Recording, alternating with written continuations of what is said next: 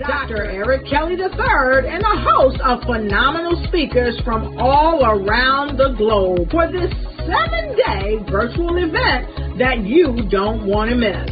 The mission of the Black Business Expo is to raise scholarship money from kids all the way from high school all the way from college. The Black Business Olympics is one of the largest Black business showcases in the world. It is an opportunity for businesses and companies to showcase their businesses globally. We are going to be giving away laptops up to $5,000 away to students.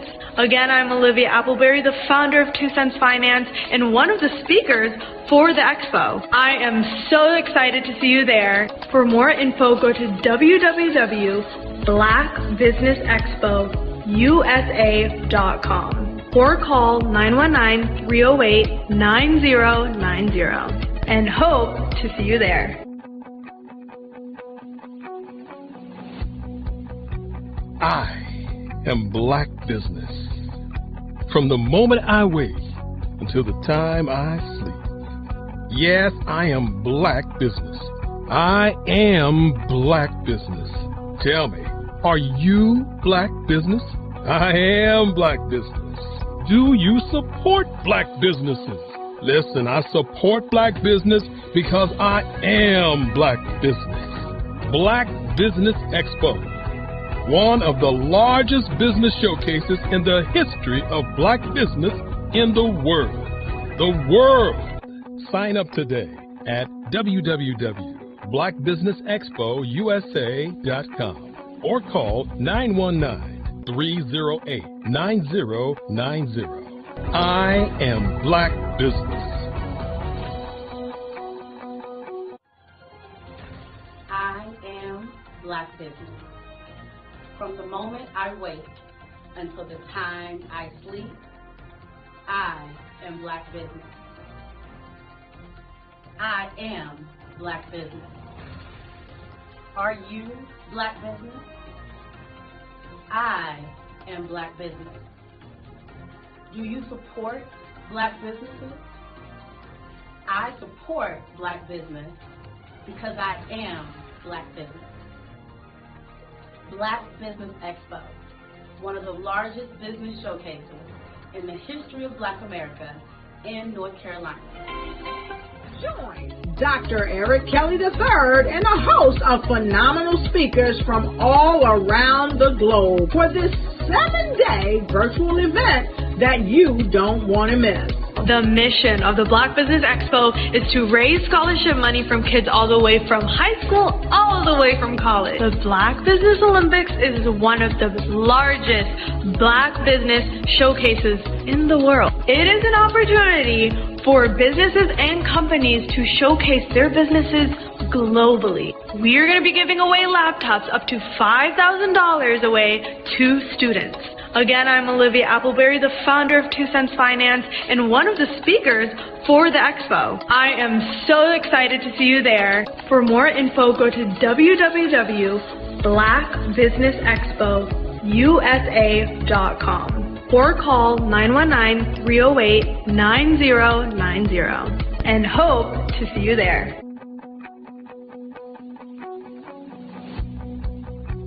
I am Black Business. From the moment I wake until the time I sleep. Yes, I am Black Business. I am Black Business. Tell me, are you Black Business? Black Business Expo, one of the largest business showcases in the history of Black business in the world.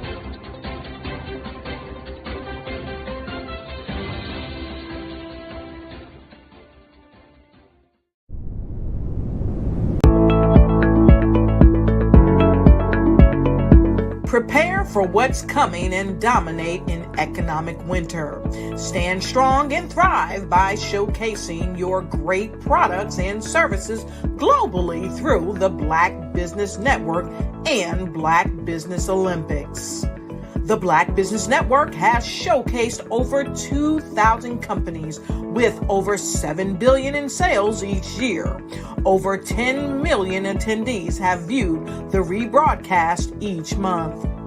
Through the Black Business Olympics, unique styles of business training and mentoring are turning students into business owners and entrepreneurial warriors who will dominate in any economy. Gain the ultimate advantage of the Black Business Olympics, 7 days of unbelievable topics and speakers speaking around the globe. Donate your time and experience to provide expertise and scholarships to students worldwide and change the world. Now, more than ever, new insights, tools, strategies, and capabilities are needed. This is your chance for a major presentation to the world. Fill out the form and join the more than 2,000 speakers who have presented to over 200 countries. Join the Black Business Network streaming live into the Metaverse, STEM City, Black Multiverse Enterprises, Hulu, Amazon, YouTube, iHeartRadio, Apple, Facebook, LinkedIn, Pod TV, IBM TV, Spotify, and Google Podcasts. Sign up today. Spaces are limited, and we will see you there.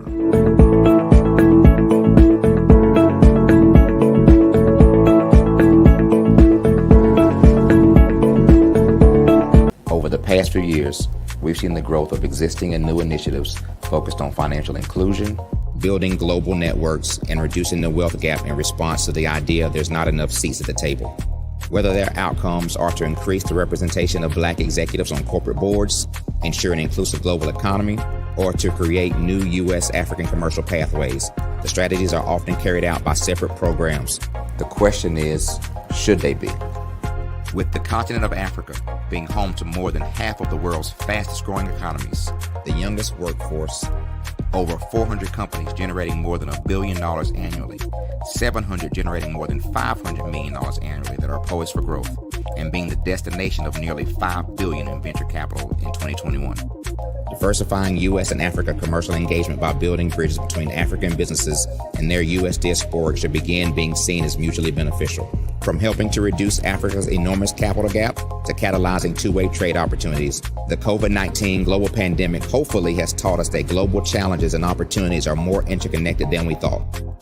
During the pandemic, African companies like Unicorn Flutterwave, insurance provider Reliance Health, ride-hailing app Yasir, and 54Gene, the continent's first bank of DNA on people of African descent, proved that when African companies have access to networks, capital, and information, they grow big, grow fast, and create solutions that are valuable to the world. This is why Be Direct was created. We are the first U.S.-based but African-centric board preparedness and board search company designed to connect U.S. Black talent and corporations to African businesses. Unique and fundamental to Be Direct's success is our process of helping board candidates adapt their experience and networks to an African context before they're connected to high-growth companies that are looking to locally and globally scale. From our focus groups with African business execs and government leaders, we don't ignore the sentiment that business is easy, but people are hard. Having a pool of board candidates with hard-to-access networks and extensive experience across the business life cycle, including successfully raising capital, is table stakes for an initiative like this. So yes, we have that. But corporate or entrepreneurial success in the U.S. does not guarantee success in Africa.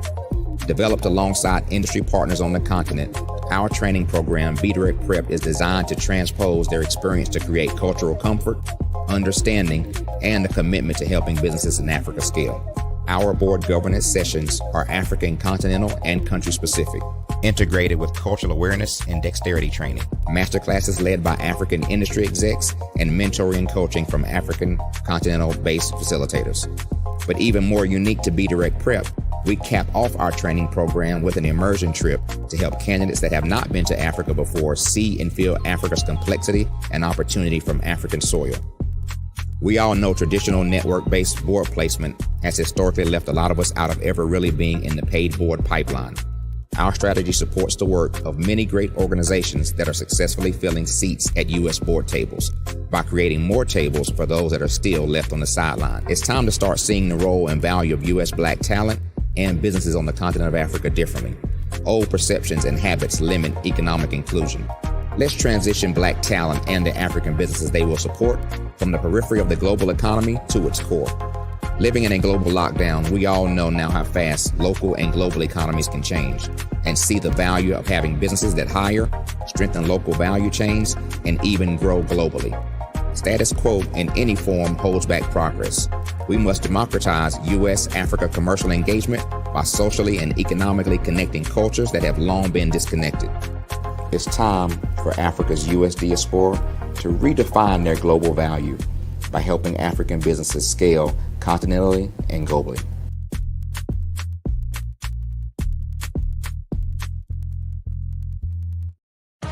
Are you an innovative entrepreneur or business owner ready to embrace the future of business transformation? The world is evolving at an unprecedented pace, and it's crucial to adapt and pivot towards success in this dynamic landscape. At the Hello LLC, we are dedicated to guiding you through this transformative journey, offering a comprehensive suite of services that extend beyond the metaverse and 3D immersive experiences. Our mission is to empower businesses and brands by assisting them in building, branding, systemizing, and automating their operations.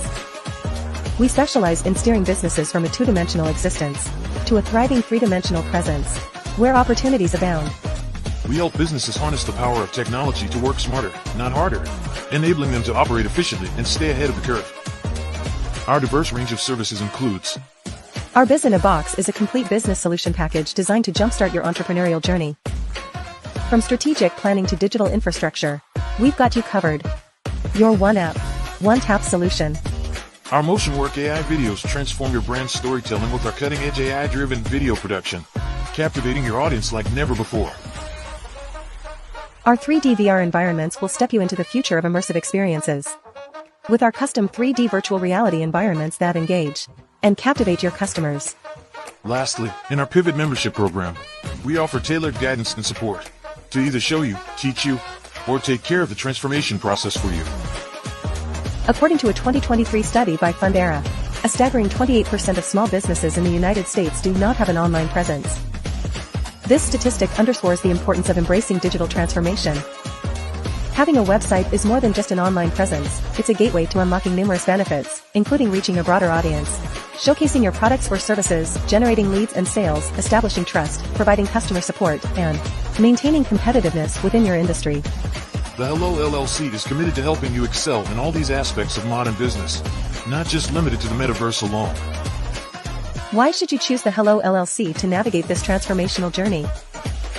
By partnering with us and harnessing cutting-edge technology, you can provide immersive experiences for your customers, expand your global reach, reduce operational costs, and enhance brand recognition, all while working with a company that holds integrity in high regard. Our commitment to ethical and principled business practices ensures that your journey towards success is not only innovative, it is also firmly rooted in trust and transparency. Don't wait. Take the first step towards a brighter business future. Contact us today to explore how we can support you in developing a remarkable digital presence and immersive experience that will leave a lasting impression. Content creators, welcome to Fave Unite TV. Hey, are you struggling with having your content stand out from the crowd? Or is it that you're overshadowed by others who have more resources, followers, and influence? The good news is wherever we are, you are too. We help you grow your online presence and optimize your visibility, which gets you closer to your audience so you can build trust and loyalty. By using the power of our network, we help you build yours. Fave Unite is a powerful tool to connect you with your friends, followers, and fans. And when fans rule, everyone wins. Join us. Fave stands for fans, artists, and venues. Submit your content today.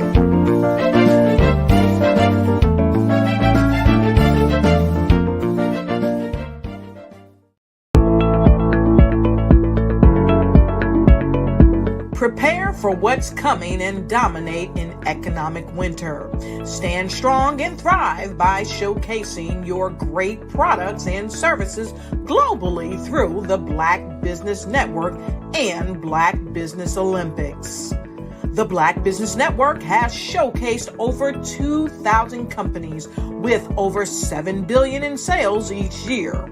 Over 10 million attendees have viewed the rebroadcast each month. Through the Black Business Olympics, Unique styles of business training and mentoring are turning students into business owners and entrepreneurial warriors who will dominate in any economy. Gain the ultimate advantage of the Black Business Olympics, 7 days of unbelievable topics and speakers speaking around the globe. Donate your time and experience to provide expertise and scholarships to students worldwide and change the world. Now, more than ever, new insights, tools, strategies, and capabilities are needed. This is your chance for a major presentation to the world. Fill out the form and join the more than 2,000 speakers who have presented to over 200 countries. Join the Black Business Network streaming live into the Metaverse, STEM City, Black Multiverse Enterprises, Hulu, Amazon, YouTube, iHeartRadio, Apple, Facebook, LinkedIn, Pod TV, IBM TV, Spotify, and Google Podcasts. Sign up today. Spaces are limited, and we will see you there.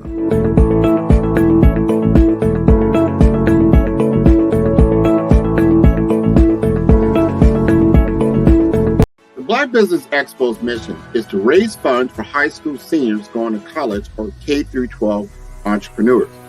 This expo is a fundraiser for students. Please, you may go to www.blackbusinessexpousa.com to donate to the scholarship fund or use the Cash App at $BBXUSA. Our goal is to give laptops and up to $5,000 to 10 students. Students can register online at www.blackbusinessexpousa.com. Every dollar counts. Please donate to the Black Business Expo USA Scholarship Fund.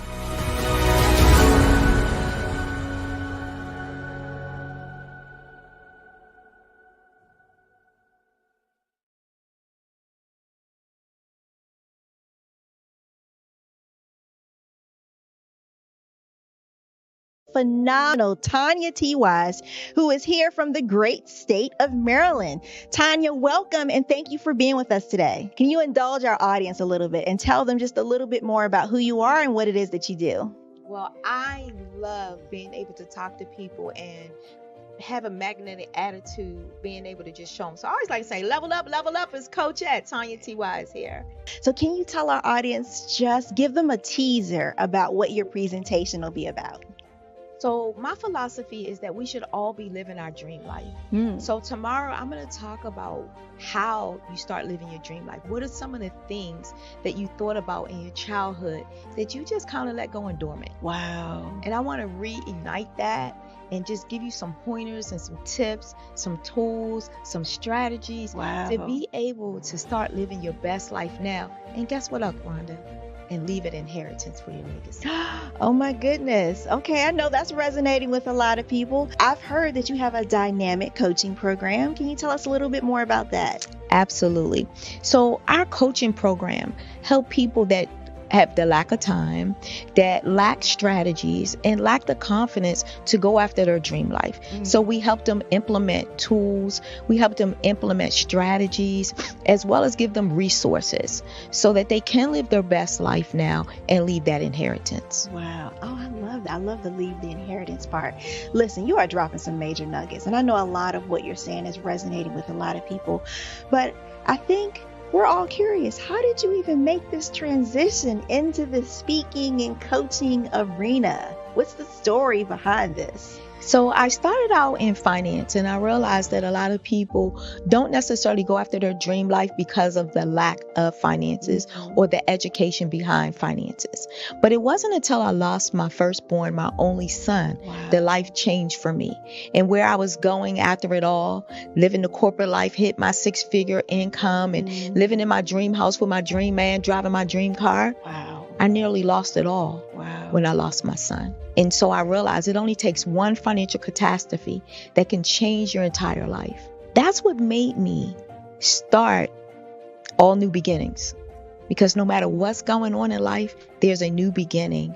And because of that, we develop a program called Wise Minded. My little slogan is, don't just dream it, let's live it. If they want to connect with you or work with you, what is the best ways for them to be able to do that?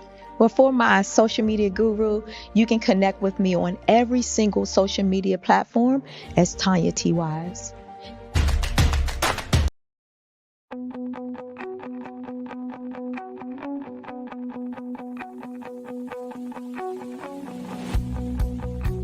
I am Black Business. From the moment I wake until the time I sleep. Yes, I am Black Business. I am Black Business. Tell me, are you Black Business? I am Black Business. Do you support Black businesses? Listen, I support Black business because I am Black Business. Black Business Expo, one of the largest business showcases in the history of Black business in the world. The world. Sign up today at www.blackbusinessexpousa.com or call 919-308-9090. I am Black Business.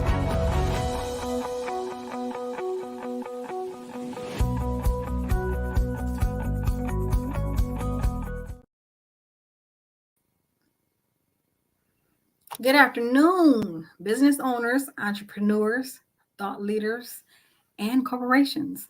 Welcome to the Black Business Network. My name is Melvina Ford. I am your business moderator for this afternoon on the Black Business Network. The Black Business Network is a 24-hour business network showcasing Black businesses, Black owners, entrepreneurs, and thought leaders worldwide. We have speakers from North Carolina, London, Singapore, Africa, Japan, and cities all over the United States. The Black Business Network is a global community sharing its business knowledge to empower, inspire, and educate businesses all about businesses. Today, I'm going to kick this session off with a fireside chat with a wonderful woman, and her name is Bukeka Bosedi Blakemore. Bukeka is an inspirational entrepreneur, an empowerment specialist, an executive producer, a recording artist. She's also the G100 Oneness and Wisdom Kansas City Chair.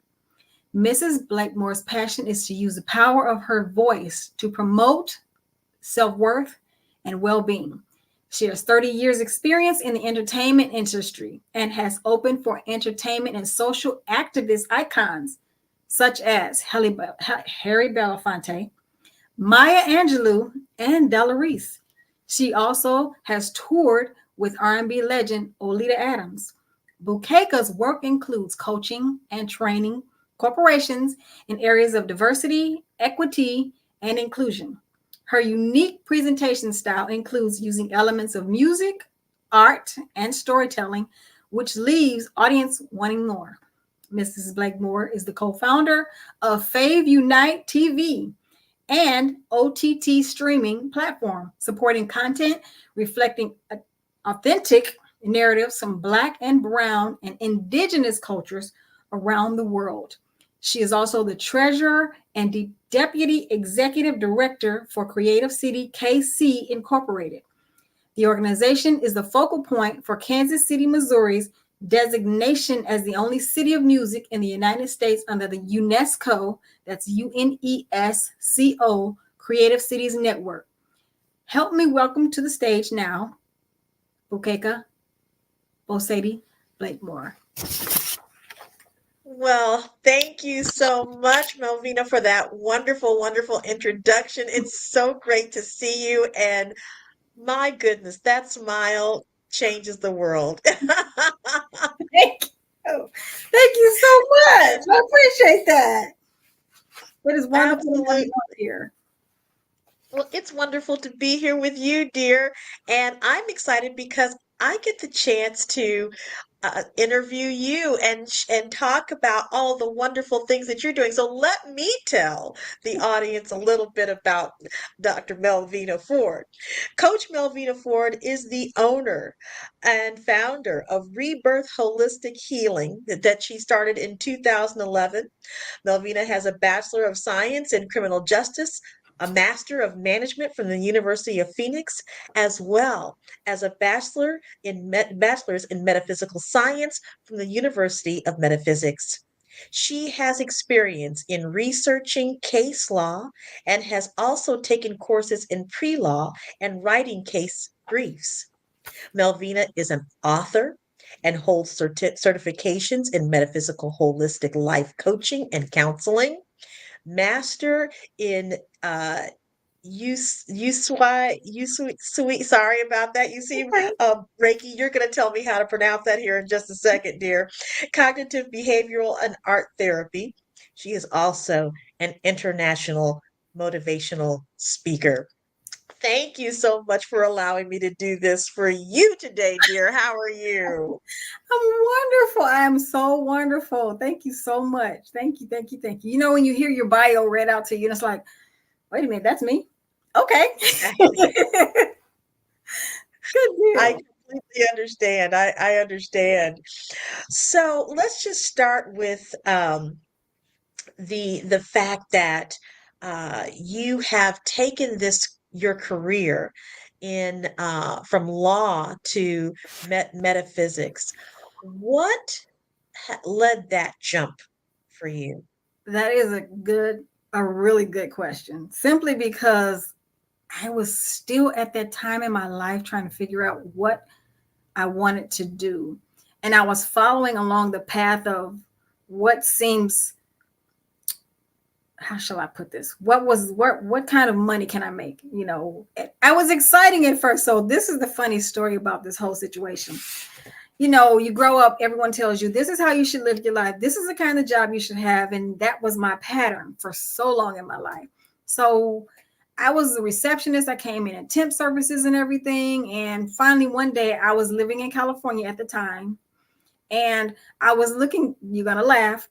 I was looking at the TV show Ally McBeal, if you remember that one. I do remember that show. Yeah. So I'm sitting here and I'm just entranced in this TV show. So I was faithful to it. Trust me. It got to the point where I was like, wait a minute. I can answer these questions. I could be a lawyer. But before that, I got to that part. I was like, well, maybe I could be an administrative assistant for the lawyers, the back door part. I can do the work and then let them go do it. So I started doing correspondence courses for that to be a legal assistant. That's what it was. So I'm like, okay, fine, I'll do that. And that's when I started watching Ally McBeal, actually. Then once I saw Ally answer these questions, and I'm like, that's what she's doing? I can do that easy. Because most of the time I would find myself thinking like the questions were coming out. I'm like, oh, okay, well, that doesn't make any sense. Okay, and then it just hit me. So that was a part of the beginning of the journey. Ended up going from there, starting pre-law classes, and then all of a sudden it changed again. Next thing I know, I'm doing other kind of law classes instead of going for a lawyer. The thing that stopped me, and I'm gonna be really honest with you, was the LSAT. I hadn't even gotten to that point to take the LSAT when I got the booklet. The book was like this thick, and it has these really mind-boggling questions. I looked at the first question. I'm like, I can't do this. Nope. I changed my mind.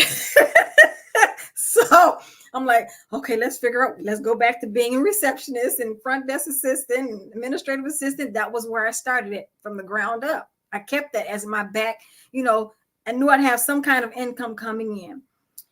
Along the journey, I started asking questions of my own personal spiritual journey.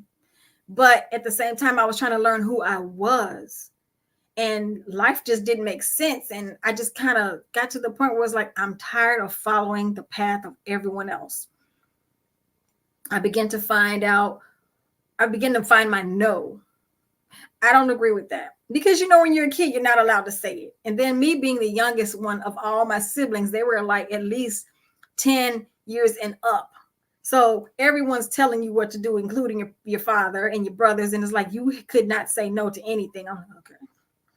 So when I finally could, it's like, I don't want to do that. Nope, I don't want to do that.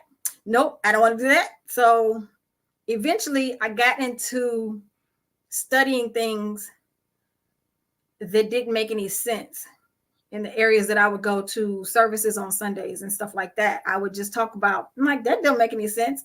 And something said, well, go find out why. Literally, there's this voice inside, go find out why it doesn't make any sense. And that began my journey into studying not only me, but everything else that was said, it's wrong. So somehow I ran into an old acquaintance. She told me about the University of Metaphysics, and it just lit up. I mean, everything inside me started flipping and jumping and turning, and I'm like, oh, really? And that's where it began, literally. So I combined that with my journey of self as a woman, and I thought about everything that my mother went through growing up as an adult, and everything my grandmothers, both my mom's mother and my dad's mother, went through as women. And I'm like, okay, I want to empower women, but I also want them to give them the tools that they need to be able to be empowered wholly, not just this is what you're supposed to do. This is what it is. You're not allowed to ask any questions. And I'm like, no, that's not empowerment. That's controlling and that's manipulation, at least in my book. So my goal was to combine everything I'm learning at the University of Metaphysics and empowerment for women. So that started the journey. That's incredible. And what I hear in that story is that you are an inquisitive person. You don't just take the okey doke, as we say in our generation. You're not just down for the okey doke, right? You get me in trouble a lot.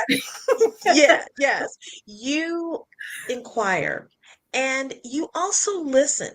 You listen to not only what's going on around you, but you listen to that voice within.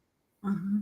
Yes. How important is it for women to listen to that voice within? Oh, wow. This is one of the most important questions for, not just women of the African American culture, but women in general around the world, because of the simple fact that, and for yourself, we take on the world. Yes. We take on everything. We're told how to be, first of all, growing up. This is ladylike and this is not. This is the way you're supposed to wear your hair. This is not. This is the way you're supposed to dress. This is the way you're supposed to speak. We're given all that. And we feel like if we fall out of the spectrum, okay, then we're wrong. We're looked at bad. We're judged.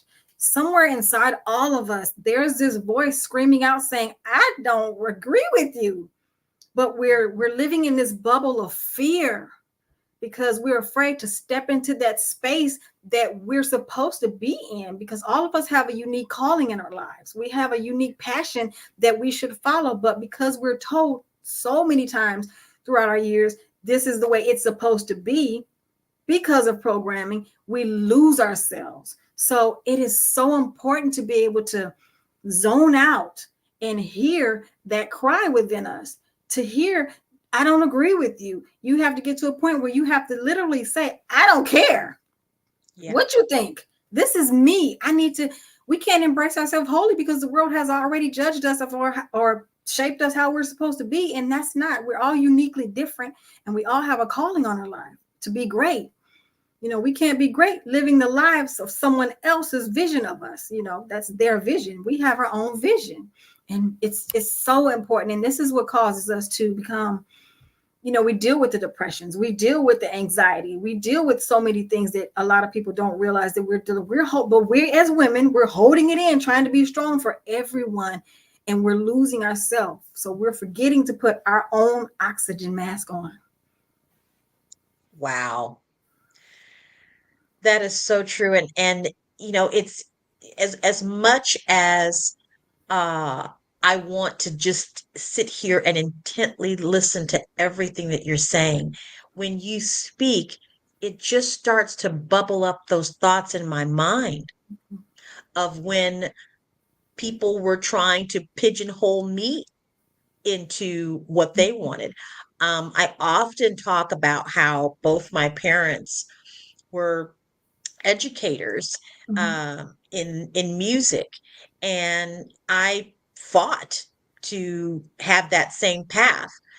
I began to be on the performance side of the equation and had my own challenges there, mainly because of that very thing that you said, just trying to do all things. So, as a woman, I became I got married, I became a mom, and trying to be a performing artist and a mother and a wife in a relationship that was not supportive of me, that was toxic, and still trying to hold all these things together, take care of this baby, try to navigate this with my husband, look at my genius, my talent, and how am I going to create a platform to get it out there and be the star in my mind, right? That right. It's a tough road. It's a tough road. You've started a coaching practice that I think is very, very important because it's about that holistic healing. And I love your practice, rebirth holistic, which means that I have my own idea of what that means. But tell the audience what rebirth holistic means for you. So, wow. When I think about when I created the name, it's changed over several years. It was initially Rebirth Worldwide or Healing Worldwide or something like that. And we were Dimension Worldwide. And I didn't understand. I saw the vision of a phoenix in my head a long time ago. And rebirth just stuck out with me because, everyone needs to come out of this. It's like being a caterpillar and you're coming out to be a butterfly. We need that awakening. We need that second chance. We need that third breath, if you want to call it so. We need to be able to have that reliving. I mean, it reminded me of, if you've ever seen X-Men and remember Jane, she was I forgot who she was initially, but then all of a sudden she transitioned into this phoenix that no one can control. They didn't understand her either, but it was the most beautiful, most powerful, the most, you couldn't even, when I finally saw that and understand what it was, I'm like, oh, it stood on my chest. So that word stayed with me. And I'm like, Phoenix, what is the meaning of a phoenix? Rebirth. Yes. So I'm like, that's where the name literally came from. Rebirth Holistic Healing. And like I said, it was Dimension. And I'm like, okay, yeah, that's cute. But then all of a sudden, for some reason, holistic just flew into it and it changed the whole spectrum of it because it's totally about total healing, mind, body, and spirit. We need to be whole. We need a rebirth. Everyone needs it, literally. Yes, my focus is on women because we stay strong. We don't know how to just say, okay, I'm tired. I'm ready to scream. I need my moment to take the pot and pan and beat it up against the wall or whatever we need to do so we can let out what we've been holding on to for years. And not only what we're holding on to that we've been through, but we're also holding on to what generations and generations have been given to us unbeknownst to the generations, the generational traumas that have been passed on from mother to child, unbeknownst because of the unhealing that hasn't been done. And it's important in order for someone to sit up and say, okay, when is this going to stop? Yeah. Yeah. Mm-hmm. Wow. There's a song that I wrote. I'm going to send it to you. Okay. But it's called Just Like the Phoenix. Ooh. And the very first verse, the lyric is, there's no mystery or myth as to how long I've been doing this. let's see if I can. Oh gosh, I can't do it without singing it. And I'm not going to.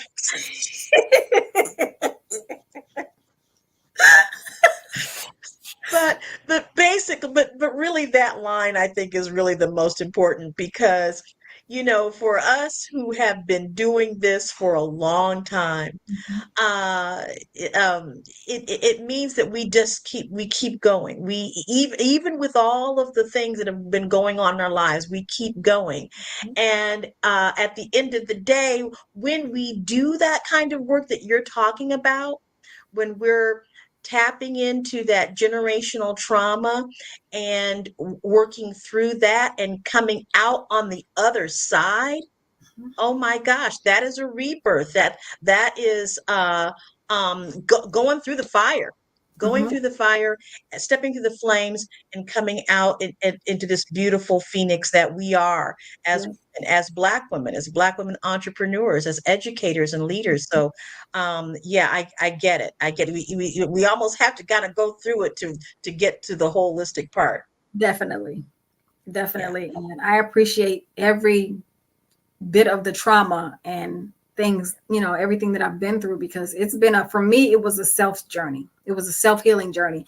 I didn't have the counselors or the doctors, because when I did actually try to see them for my transition and my transformation, it was more of, the finger pointing.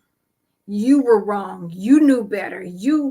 It's like you're not helping. You're making it worse. The last thing someone needs when they're trying to heal is someone pointing a finger to them and saying it's your fault. Because they just send you careening even deeper. So I literally shut out everyone, and I call it my own 12-step process of healing for 20 years. So you just said it. You have to basically in order to understand it and help someone else, you have to walk through the process yourself, because you're a lot more understanding to what that person is probably going through. You may have not gone through exactly what they've gone through, but you understand it. Yeah. Yeah. Yeah. And do you feel at times, since we're talking about that generational experience, Mhm. do you feel at times as though the work that you're doing um, is it's on the shoulders of those that came before us, but now you are but now they are standing on your shoulders because you're uplifting your ancestors. Do you ever Mhm. feel that? I didn't understand it at first, but now I do. I would have to say definitely, because if you look at it, there were things that our parents and their parents, they didn't even understand. They just were surviving, trying to live from day to day. Whereas the next generation, and I laugh at it when I think about it now, every generation is totally different. They take it to the next level.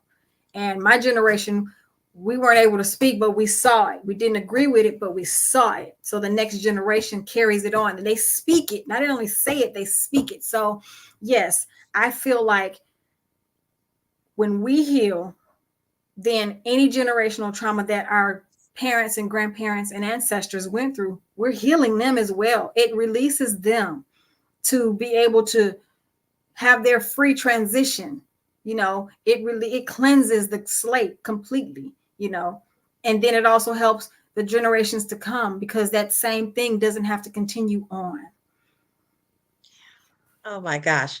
I'm not gonna sing, and I'm not gonna cry. I'll Not cry just with yet. you. But I feel that my mom passed away in 2018, and my husband got this beautiful portrait of the two of us, Mhm. and I walk past it, of course, every day, and I get to say thank you, mom, or love you, mom, that type of thing. And one of the things that I've noticed of late is the work that I'm doing, not only on Faith Unite TV, but also in this capacity of executive director for Creative City, Kansas City. And I see so much of her in me. I really do feel like there's a part of me that is expanding her legacy. So that's why I asked about our ancestors, our mothers and sheroes standing on our shoulders like we've stood on theirs. The other thing I wanted to ask you too is what are some of the questions that some of your clients come to you with, and not anything specific necessarily from your clients, but in general, what are some of the things that you hear people saying to you when they come to you for assistance? Whew, wow. So one of the main things they have, a lot of my clients initially come with is,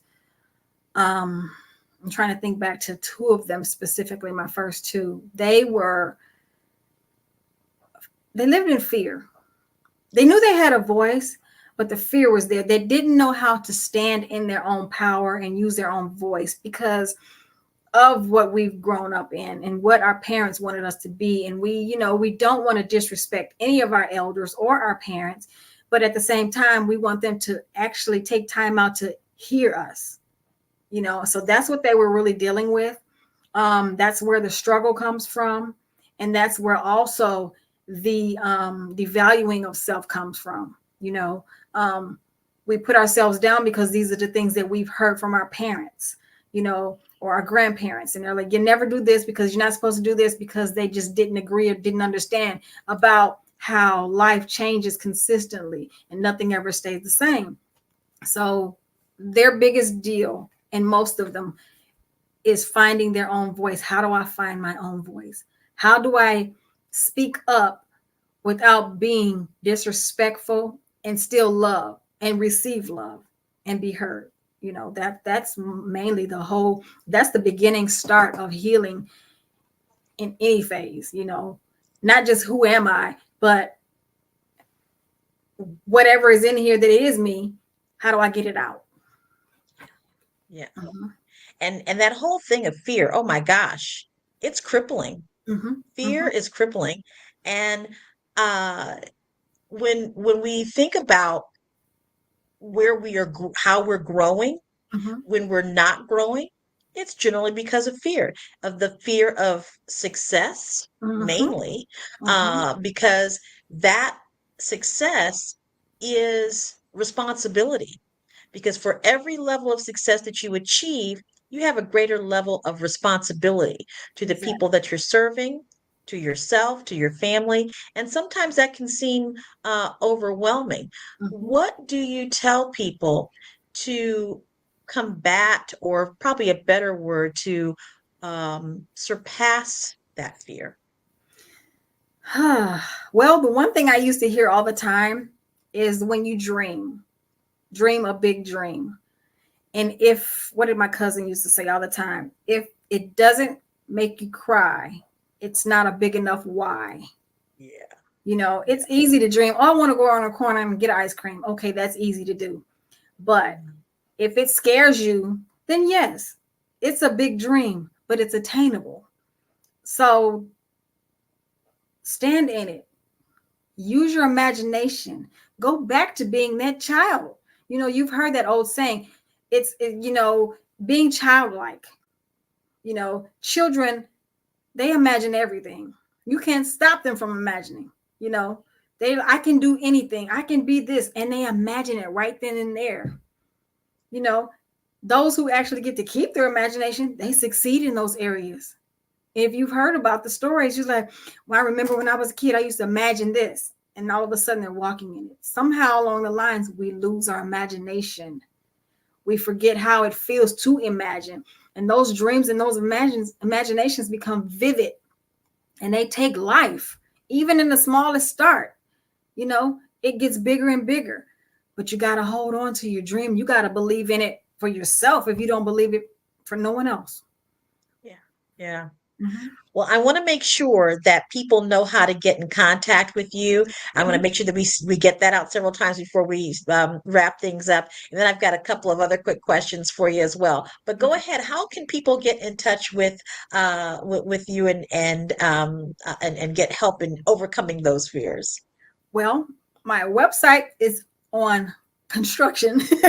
But my email, you can reach me at www.amplifying, rebirthdimension@gmail.com, and that is rebirthdimension Okay, so that's rebirthdimension@gmail.com. Is that right? That is correct. Okay, great. Okay. So, how important would you say are affirmations or thinking, focusing on a particular thought in terms of manifesting or creating what you want for your life? I can't express how important that is as much as I never realized exactly how much has changed in my life because I use affirmations, and my mentality changes so much. I don't think the same way I used to think last year. Last year, beginning of the year, I was still in defeated mode, and learning how to take time out to do those affirmations in the morning and do those at night. It's gotten to the point where sometimes I may listen to them at night while I'm sleeping, because our psyche, our subconscious is still programming all those words into us. Repetition is the mother of all learning. So even when you're asleep, your mind is still taking everything that's being said to you in. So what I would do is, while I'll listen to it before sleep, I'll play it again while I'm sleeping. I'll wake up in the morning, I'll listen to it. And then at the same time, if I'm still in that space where my energy is kind of, jilted a little, I'll put it on play in my car and take it to work with me while I'm driving. So it helps me to stay in that space, because I truly believe that if you wake up in a negative space, unless you catch it, you're going to stay in that negative space. And then there goes the ball rolling, and it gets bigger and bigger. And most people don't realize it. And it's like, okay, well, what else is happening? What next is going to happen? And next thing you know, something happens, because we are truly creators of our atmosphere. So if you want to keep a positive atmosphere as much as you can, you got to realize when the triggers come and when the things happen, see it before you react, and stop and pause. Let all the things that you've just put into your spirit catch you before you jump off into to screaming and yelling. And so, yes, affirmations play a huge part, and it shapes your life. It shapes people around you. Either they're going to navigate to you or they're going to parallel away from you. So I feel like the things that you want in life, if you put the work to it, and it's not as hard as we make it seem. I got to get up at 6 o'clock in the morning. I got to do this, and I got to do 5 things. Then I got, it's 8 o'clock at night and I still have 12 things. It's not as hard as we make it, because if you really want it, it'll happen for you. But you have to truly believe in it. Again, it always starts in here first. Yeah. Yeah. And it's energy too. I mean, when you're in that sense of stress and tension, I mean, even me just doing this, there's a sense of energy that's constricting, right? But when I'm at peace, and when I have an affirmation or a thought that enables me to feel good about my day, to feel good about the moment that I'm in, that energy completely shifts, and you can feel the difference between energy that's constricting and energy that opens the door and has a pathway to feeling better. So those affirmations for me are very important. I'm gonna tell a really quick story. A few weeks ago, the Kansas City Auto Show was here. And my husband and I went to the auto show. I sat in, I think it was a 2024 BMW SUV. Okay. And so I said, I videotaped myself saying, I am getting ready to purchase my new car today. Right. And so I said something grand, but I did say that it was something about, that it starts in the mind, and that's how things manifest. Right. 3 days later, my car was stolen. Wow. Yesterday, my son works for is in finance for a car dealership. I bought a new car, and and when I realized that it was my very first in all my years of having my first brand new car. Wow. And I went back to my video and I said, see, starts in the mind, starts with the thought. You control your day. You control everything about it. And we just blurb off at the mouth and it's like, wait a minute. Let me reel that back in. Hold on. Let me I changed my mind. I don't want I didn't mean it. I didn't mean it. So yeah, it was a roundabout way of getting there. I don't know if I really would have. You had to do it that way. I get exactly what you're saying. Well, tell everyone again how people can reach you. You can always reach me by my email, which is rebirthdimension@gmail.com. rebirthdimension@gmail.com. And I will definitely get back with everyone within 24 to 48 hours. Wonderful, wonderful. Well, I know you're the moderator today. You got to be the moderator and the interviewee. Right?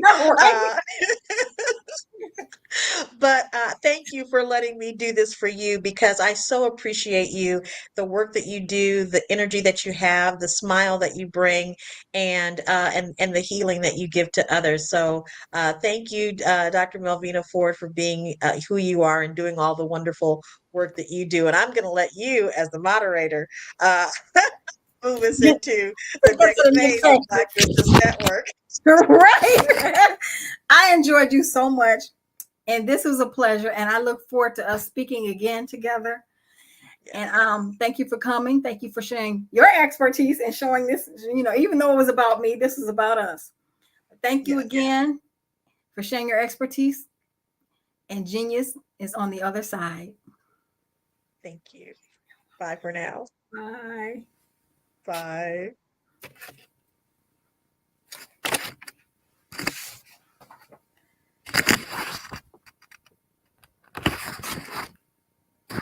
The Black Business Expo's mission is to raise funds for high schools. You are in the right place at the right time. The Black Business Network opens again for its Black Business Olympics, a 24/7 broadcast on business, strategies, global branding, social media marketing, finance, advertisement, and much, much more. Featuring the top, most powerful entrepreneurs and speakers and thought leaders from all around the world as they gather together for this phenomenal event. Join the Black Business Network streaming live into the metaverse, STEM City, USA, Black Multiverse, Pod TV, Roku, Hulu, iHeartRadio, Apple TV, YouTube, TikTok, Instagram, Google Podcasts, Facebook, LinkedIn, IBM TV, Spotify, and Twitch. Tune in today and be a part of this amazing movement. The Black Business Olympics welcomes you.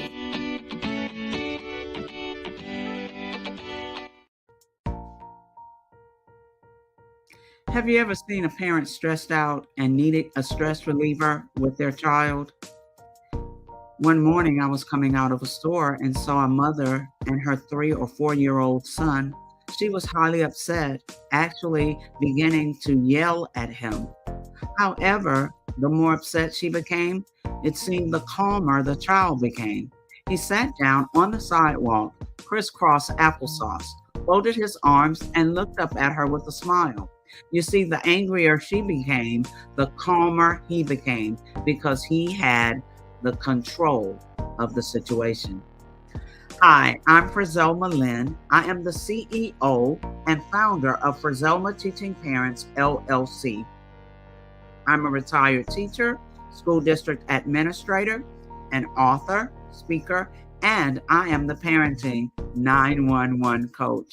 My mission is to rescue families by equipping parents with proven, effective, and practical strategies to enhance their parenting skills. Many times we as a society expect parents to teach, train, and raise their children without providing the necessary tools they need to accomplish this. However, parenting issues cannot be resolved without intervention. Therefore, Frizoma Teaching Parents has provided coaching programs, digital courses, and live webinar trainings to provide step-by-step research-based parenting strategies, even for parents whose children are disrespectful, defiant, for those who have been diagnosed with ADD and ADHD, and even for parents of adult children. No longer will you have the need to feel like you are a failure as a parent. You'll now have the tools needed for each situation. Trust me on this one. Go to www.parenting911.org. Book a 15-minute strategy session with me or choose one of the coaching programs. Our training helps parents relieve stress. I was born in a little village on the island of Haiti. Many deadly diseases pounded me. It is as if they were on a mission to end my existence on this earth. I refused to give up. In 1983, I left Haiti and came to the United States of America. And I came with $5, 2 shirts. I didn't speak any English. I came to Atlanta. I got a job. I was a doorman. I was a doorman with a dream. What I used to come on stage. I'd rehearse this moment that I'm standing in front of you. That's the power of a dream. Maybe today is the day you begin acting as if you already have it. And then step out with full force. Take a risk. No condition is permanent. Don't let your situation distract you. You are chosen. You are called. You are born for a purpose in this life.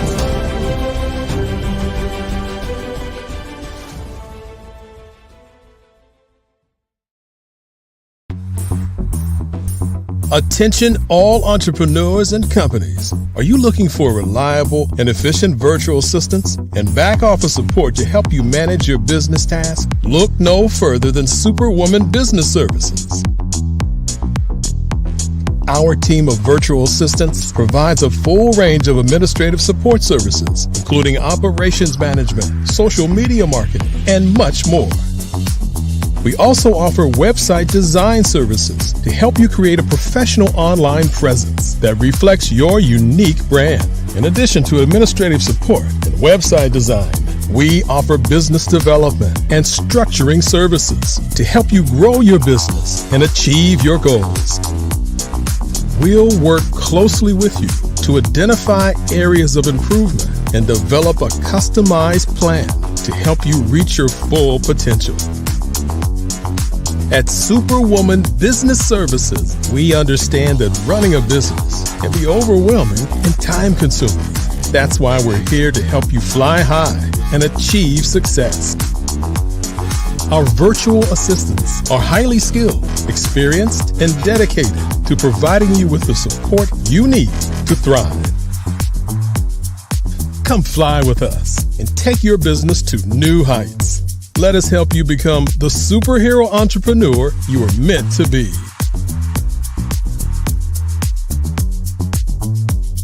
Contact Superwoman Business Services today to learn more about our back office support services.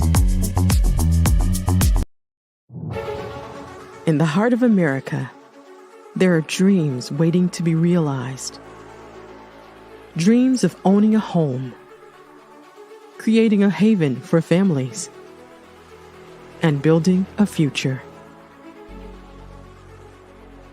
Yet, there are 13 million mortgage-ready home buyers and nearly 20 million renter households who have the credit and income to qualify for a mortgage but remain left out of the home buying process. These potential home buyers are in urban and rural America, where dreams should flourish.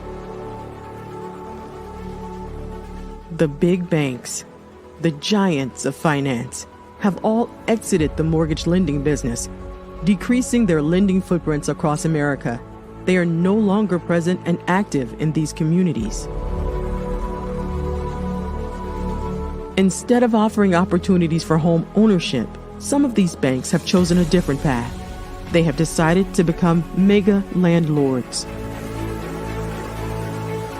They have chosen to invest billions of dollars in rental homes, leaving potential home buyers with fewer options and stuck in a cycle of renting without the chance to build equity and create a legacy for their families. Here is the shocking truth. A report issued by the Home Ownership Council of America revealed that if lenders were to step forward and serve this underserved market, they could conservatively increase their loan volume by $1.5 trillion. $1.5 trillion. This is $1 trillion business opportunity, ripe for the taking.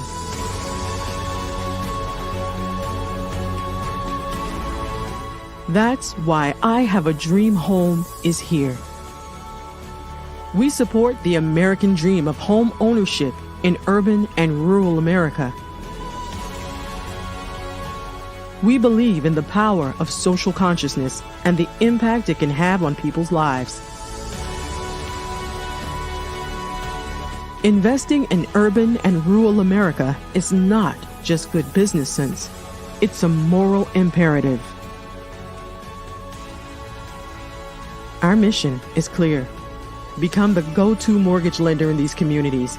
Create a pathway to home ownership for all Americans, breaking the cycle of poverty by empowering families to build wealth, stabilizing our communities, and taking pride in our country. I Have a Dream Home.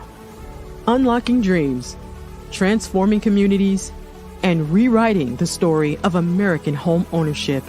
For more information, scan the QR code or visit our website at www.ihaveadreamhome.gold.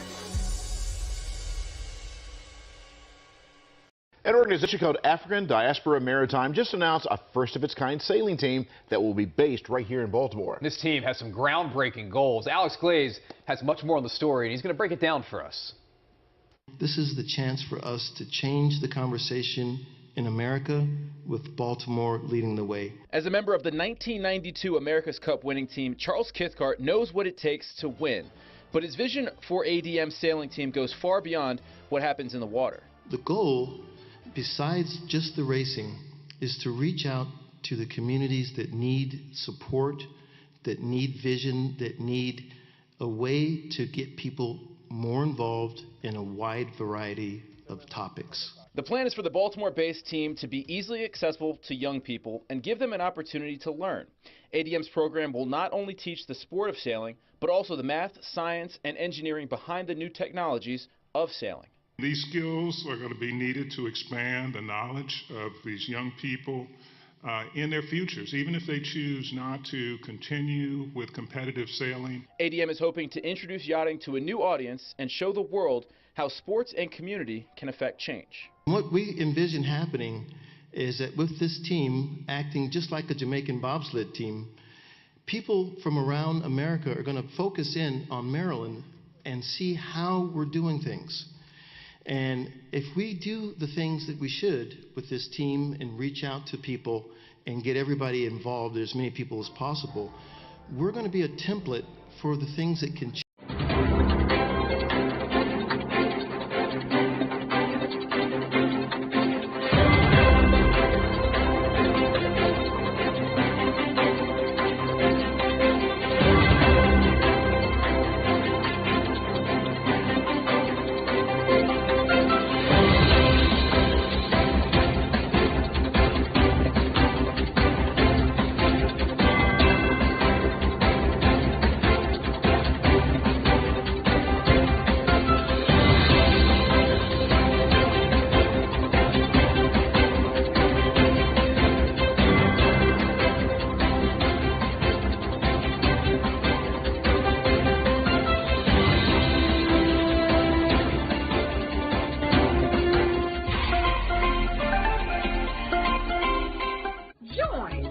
Dr. Eric Kelly III and a host of phenomenal speakers from all around the globe for this 7-day virtual event that you don't want to miss.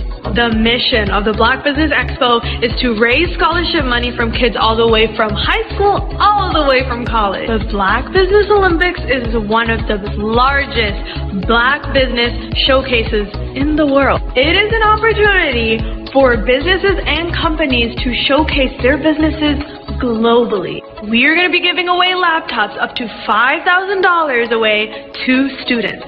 Again, I'm Olivia Appleberry, the founder of 2 Cents Finance and one of the speakers for the expo. I am so excited to see you there. For more info, go to www.blackbusinessexpousa.com or call 919-308-9090 and hope to see you there. I am Black Business. From the moment I wake until the time I sleep. Yes, I am Black Business. I am Black Business. Tell me, are you Black Business? I am Black Business. Do you support Black businesses? Listen, I support Black business because I am Black Business. Black Business Expo, one of the largest business showcases in the history of Black business in the world. The world! Sign up today at www.blackbusinessexpousa.com or call 919-308-9090. I am Black Business. I am Black Business. From the moment I wake until the time I sleep, I am Black Business. I am Black Business. Are you Black Business? I am Black Business. Do you support Black businesses? I support Black business because I am Black Business. Black Business Expo, one of the largest business showcases in the history of Black America in North Carolina. Join Dr. Eric Kelly III and a host of phenomenal speakers from all around the globe for this 7-day virtual event that you don't want to miss.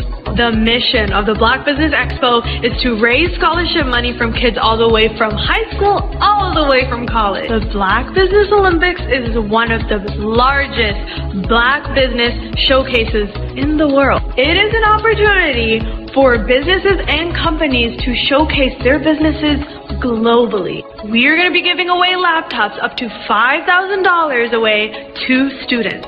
Again, I'm Olivia Appleberry, the founder of 2 Cents Finance and one of the speakers for the expo. I am so excited to see you there. For more info, go to www.blackbusinessexpousa.com or call 919-308-9090 and hope to see you there. I am Black Business. From the moment I wake until the time I sleep.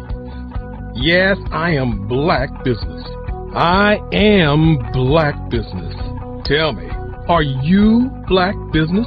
I am Black Business. Do you support Black businesses? Listen, I support Black business because I am Black Business. Black Business Expo, one of the largest business showcases in the history of Black business in the world.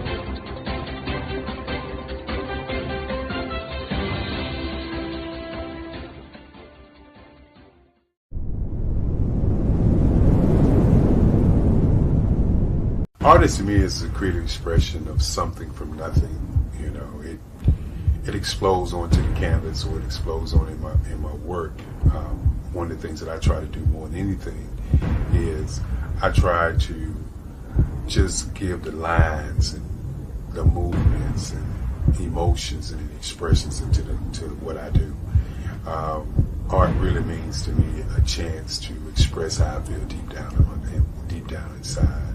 Most of my art begins as a thought that I might have, you know, whether it's sports, whether it's history, whether it's a woman or a man. It pretty much starts as an idea of thought before I get into the actual image of what I'm going to draw. I do a lot of historical pieces. I was a history minor in college, and I love to do history pieces. And a lot of times I'm thinking about history, and then I try to make that history impact you as you look at it. That's one of the reasons I do pictures so large. People ask me, why do I do the pictures so big? And I tell them, I want the piece to impact them as they're looking at it, to kind of dominate them, dominate their space.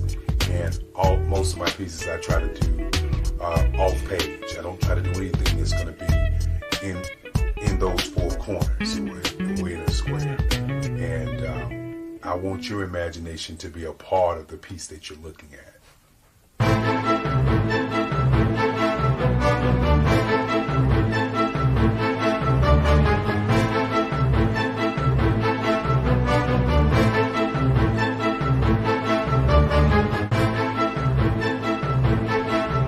The way I feel when I'm drawing, when I'm creating something, is I feel free.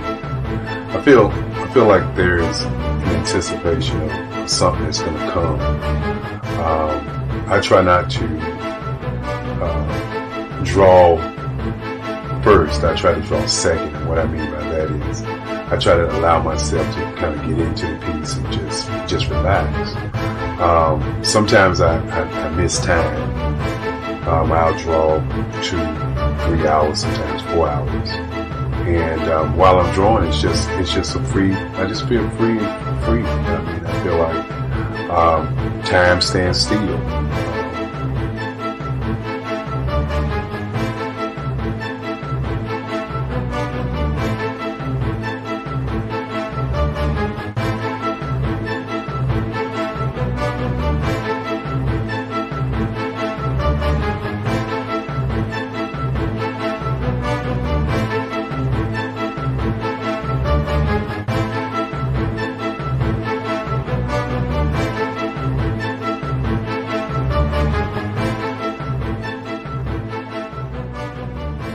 That's what it's all about in terms of the lines and the colors of my work, is to get an expression, to go deeper and past just what you see on the surface, but to go and try to find an expression that everybody gets a different taste of what that expression is, whether it's anger or whether it's being happy or whether it's being, kind of calm or nonchalant. That expression that people take away from the piece is the most important part of what I do as an artist. Bold is the size of my pieces, where I try to do the piece larger than life, to kind of push forward toward you. That's what the boldness is all about. It's not so much about the lines, it's about the size.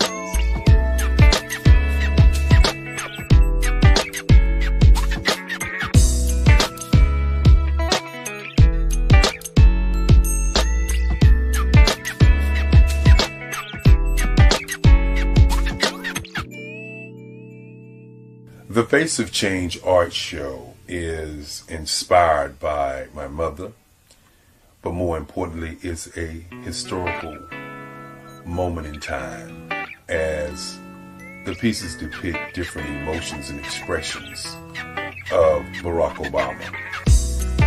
The 44th president is indicative of the 44 pieces of art that I have done in this particular collection. When you begin to think about expressions and portraits, this is a portrait gallery of expressions of what transpired as Barack Obama ran for office. Some of the pictures are abstract and some are expressionistic. And I combine both of those forms of art to create this collection of art pieces.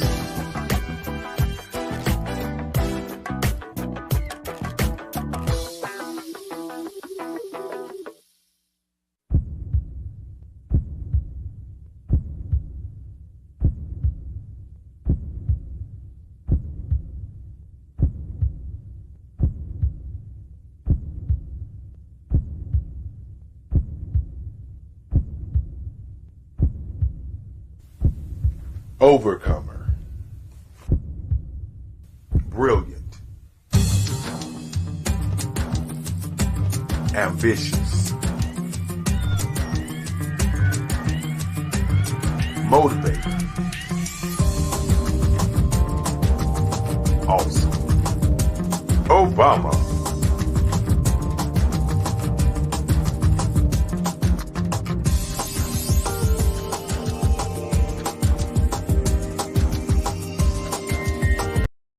I am from Washington, D.C., but I was raised in Durham, North Carolina.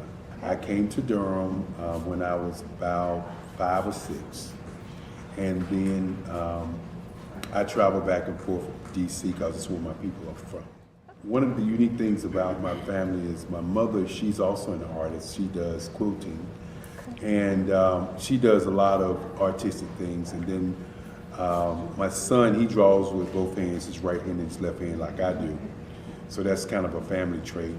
And then my other son, he's a videographer, and my daughter, she works, she's a regional vice president for Sunglass.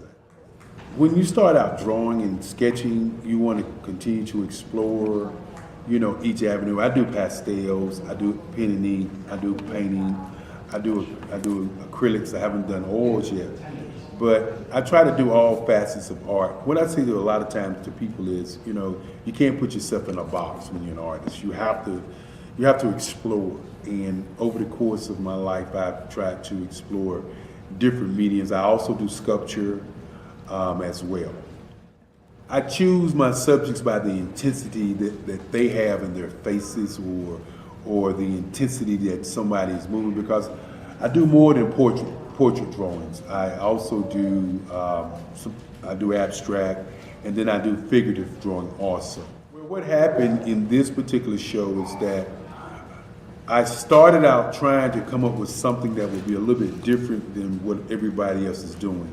So I was working on a Barack Obama show, and they wanted me to do some paintings of Barack. And so what I did was, because of the deadlines, I kind of did it kind of fast. And then I realized when I was doing it fast, I enjoyed it. And so then I started doing other pieces the same way, and I started to enjoy those pieces also. And so I came up with this particular style. And it's a style of lines and colors. And what's interesting is that when I was in college, I did a show called Lines, Colors, and I talked about the boldness of the blacks, the hotness of the whites, and this is how this has come about, you know, later on in my life. And the colors comes from a lot of the entertainers that I work with, where they wear different colors. They don't wear, you know, your plain reds or your whites. They wear different colors, and so that's also another piece of what's giving me the colors. The subtitle of this show is Faces That Speak Life. That's real critical. Faces that speak life. Each one of these pieces is a life source and a life energy that's being put on display for people that are looking at it. You know, I always say in terms of my art, it's not important that I draw them. It's important what you get out of what I draw. You know, I don't try to just draw it because you like it. People wanted me to do prints. I didn't do prints.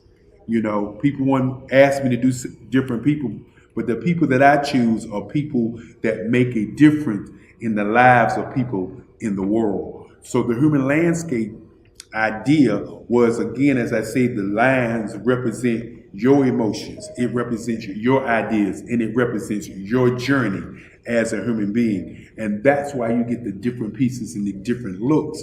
And as you notice, I try not to do one look that looks alike another look. And that's what's the most important part of this show.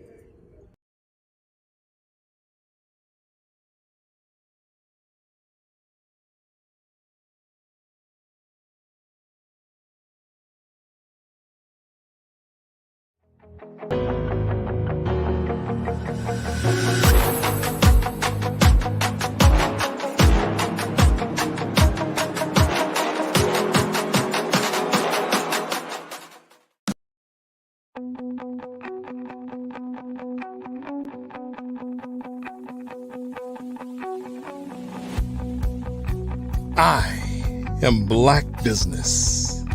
From the moment I wake until the time I sleep. Yes, I am Black Business. I am Black Business. Tell me, are you Black Business? I am Black Business. Do you support Black businesses? Listen, I support Black business because I am Black Business. Black Business Expo, one of the largest business showcases in the history of Black business in the world. The world! Sign up today at www.blackbusinessexpousa.com or call 919-308-9090. I am Black Business.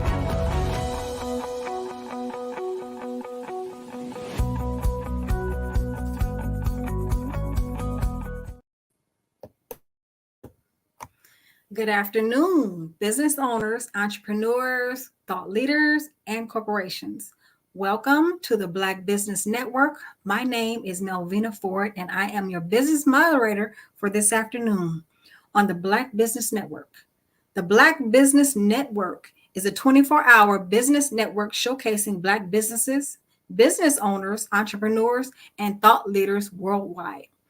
We have speakers from North Carolina, London, Singapore, Africa, Japan, and cities all over the United States. The Black Business Network is a global community sharing its business knowledge to empower, inspire, and educate businesses about business. Today, I will be your next speaker. Again, I am Melvina Ford, coach, counselor, Reiki master, and a slew of other things. But today, we're going to be talking about business. Course. So what are we talking about today? SWOT analysis. What is a SWOT analysis? Well, the acronym is SWOT. What do those stand for? Strengths, weaknesses, opportunities, and threats.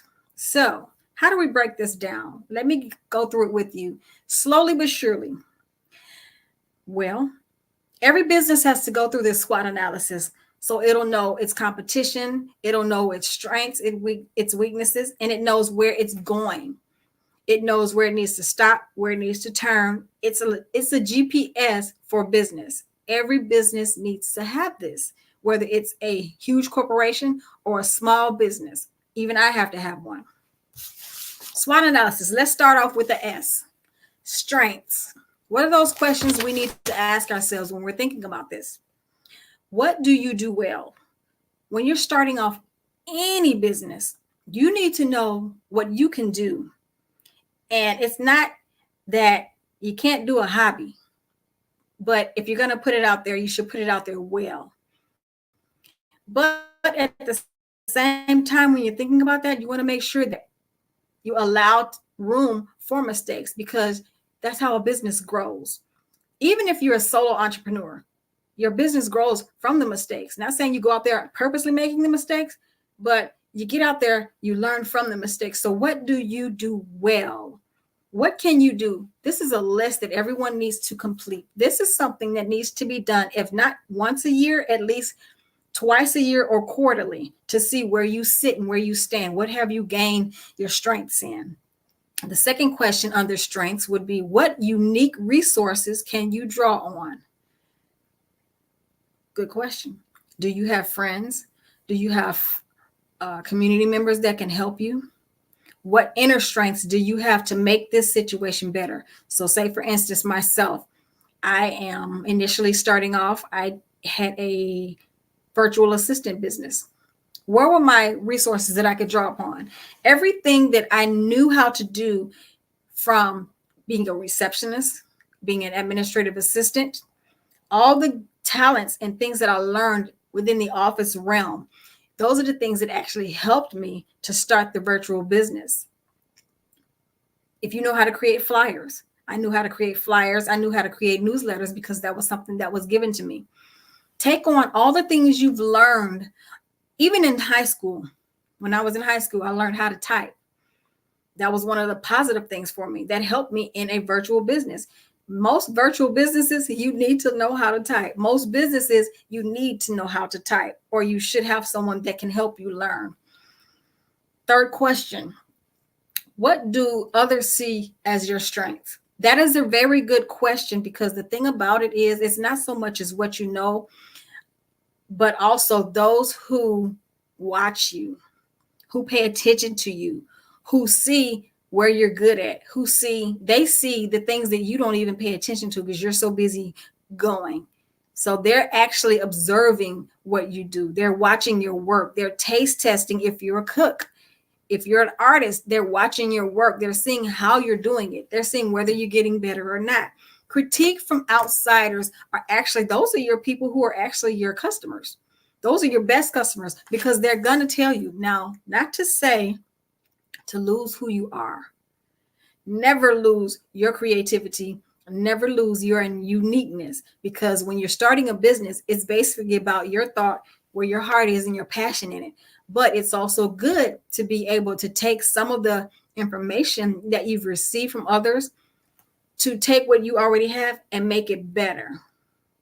It's not doing it for them, it's doing it for you. Remember, everything is always going to be about you and making this business something that can serve the community on a very high fashion. And you want to make sure that the business is continual. You don't want to put a product out there and just say, okay, I did it one time. You want to make sure that whatever you put out there, that they're going to say, you know what? Look at this. They want to share it with other people. They want to share it and say, look at this. Or they want to put it somewhere where someone sees it. Or if you're a cook, they want to brag about it. So others see what you're doing and they brag about it. That's the number one best way of marketing any business, is your customers, your friends, your family. If they really support you, they're going to put the word out there and they're going to say how good it is and you should try this product, whatever it may be. So we're typing in the strengths. What are your weaknesses? What questions can we ask about this? First one, what could you improve? And you can go back over to your strengths, but the question is what others see as your strengths. What could you improve? Because when they're telling you about your strengths, guaranteed they're also going to tell you what they think you could possibly tweak and do better on. Don't take it as an insult. Take it with a grain of salt, because in business, again, the customer, they always say, is always right. Not necessarily saying they're right, but it's just a different way of looking at the situation. Well, maybe if I do this, maybe I can tweak it a little bit. What could you improve on? What can you change to make it better? Second question, where do you have fewer resources than others? So the number one resource that a lot of people struggle with is finances. So I'm going to tell you something that someone who I used to be a leader said to me a long time ago. And at the time, I was an event planner. So you can tell that I've done a few couple things in my life to get to where I'm at now. And I've learned some things over the years. But one of the seeds that was planted into my life, and the one thing we struggle with as people, is that we feel like we need to have $10,000 immediately before we can start the business. Or we have to be in a certain spot in order to start the business. Not true. This person told me, use what you have until you get what you want. So if I wanted to be an event planner, I had to figure it out. What did I have? Let me see. At the time, I had the little finances that I had, and I can start off small. I made small gift baskets for babies, baby gift baskets for girls and boys. And I also made Mother's Day gift baskets. Those are my resources. But where did I go? The Dollar Tree. I went to the Dollar Tree and I made the best gift baskets, and no one would have ever known. And they love the gifts. You can take those things. You don't have to keep them in the packages that they come in at the Dollar Tree, because they have the price on it. That's $5. You bought me a basket for $5? No, you take the product out and you make it and you create it the way you want it to be, and it stands out and it's yours. Doesn't look like anything else anyone else has. So you take what you have, what resources that you have, and make it bigger. So then when you actually get more funding, which is mainly the problem, you can grow it out better. You can get bigger baskets. You can get better designs. You can get a little bit more creative. But sometimes you have to start out small. Same thing with a lot of people that I've noticed. If you're a cook, you love to cook. And some people feel like, oh my God, I need a big kitchen and I need these kind of utensils and I need this, that, and the other. Let me tell you something. I've seen this firsthand. Women and people. I know a lot of us live in these neighborhoods where you'll have someone doing a fish fry or a barbecue, or they're raising funds for whatever program for their family or the children or a trip or anything. And they will get out that barbecue grill. They will get out that deep fryer and sit it outside, and the family will come together and they will do what they need to make the money. They will go to the Dollar Tree or wherever they can get those styrofoam plates, and they get what they need to make these meals happen. It doesn't take much money to make spaghetti. It doesn't take much money to get chicken anymore. You notice that's the basic meal to sell meals for. That's the basic meal for African Americans when we really want to make money. And it's a filling meal. It's not, well, you do have to know how to cook, of course, but it would help very much so if you want repeat customers. So if you're trying to get a big goal of $10,000, you can do it weekly. You don't have to do it daily, and you don't have to have a huge kitchen. But one thing I will say is that I've noticed is most people who are doing that, they set, this is how much we've bought. So when this sells out, we're done for the day. That's it. So they don't make it to where they have to have so much of an inventory and they have nowhere to put it. So you got to think smarter. You know what I'm saying? Make it easy for yourself so you don't stress out. But the few resources that you have, use those. Use what you have until you can get better. Next question for weaknesses. What are others likely to see as weaknesses? That goes again, strengths and weaknesses. And I did just point that out. Like I said, when you're asking someone about your weaknesses, guaranteed they're going to tell you, when you're asking someone about your strengths, guaranteed they're going to tell you about your weaknesses. And sometimes they may tell you about your weaknesses first. That may be the little catcher. It's like, oh, that hurt. Let it hurt. Swallow it and call it a day. But then focus. Take everything you hear with a grain of salt. Don't get so emotionally caught up in it because you ask the question. If you put the question out there, be willing to take in what they say. Again, with a grain of salt, and figure out what of it fits in with you.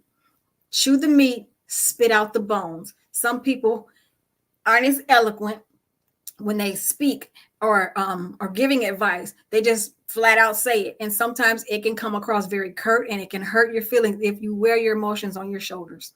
But hear what they have to say and take what you need from it and leave the rest alone. Don't get upset. Don't get mad. Just say thank you. And then you go to work. You work on your strengths and you work on your weaknesses. So what does that bring me to? Opportunities. That's the O. So what opportunities are open to you? Going back to some of the things that I had around me when I was being an event planner at the time. That was when I first starting out doing my women's groups and everything. So what I would do is for certain events such as Mother's Day, we would create raffles. That was so much fun. Opportunities open to you. Mother's Day, that's a big day. You know, mothers love, what woman does not love gifts? Even if it's the smallest thing, they love gifts. You know, little apple cider, not apple cider, but apple, the little wine that's in the bottle, but it's the sparkling wine instead of the actual alcoholic. Then you get lotions and perfumes and again, resources, Dollar Tree, Dollar General. I made the best gift baskets in the world. I enjoyed it because they enjoyed it. You have the grocery store, fruit baskets. Who doesn't love seasonal fruit? Everyone loves that. You can make those and sell those, but do it, because fruit does go bad. So make sure that when you do something like that, put it out at a decent time so it doesn't go bad. Find out what your resources are. If you're a cook, send out flyers. Put flyers in the neighborhood. Create a menu that you know everyone's gonna eat. Don't get creative. Sometimes my son used to tell me, "Ma, you just went left with this. Everything was just fine, and then you had to start getting creative," which is that's what I do. I'm creative, so I have to be careful about when I create things. I have to figure out which market I'm trying to penetrate. So that's another thing with these opportunities. Figure out your target market. If you know you're in a neighborhood that people like just fried chicken and spaghetti and maybe potato salad and the French bread, do that. But if you're going to do a little bit more and you want to kind of splurge on it and make some pasta spaghetti with shrimp or whatever, see, that's my brain. Then you got to think about the crowd you're going to do it with. You can't just do it with everyone. You have to kind of and if you really want to know how to help yourself, create samples, opportunities. Present the opportunity in a smaller fashion. That way, those who really want to, I want to try that. Do you make that? That was good. Get the information. Write it down. Figure it out. Okay, these people like this type of meal, but this one allows me to be creative. I get to splurge a little bit, Next question. What trends could you take advantage of? Now, there are a million trends going out there. The one thing I will say, since we now have social media, pay attention. Go on to social media. That's one thing that will help you, but also get into your neighborhoods. See what people are talking about. See what they're liking. Drive around and see what is going on in your community to see what people are starting to like now. Put your ear to the ground. Ask people. Where's a good place you can go to find out what people like? I'll give you a few of them. You got salons, you got barbershops, you have, if you go to these places, a lot of people go out to bars. They go to bars, people talk. These are the places people talk all the time. Places that people frequent. Go to the gas station, just go in there and you will hear someone talking, pumping your gas. Pay attention.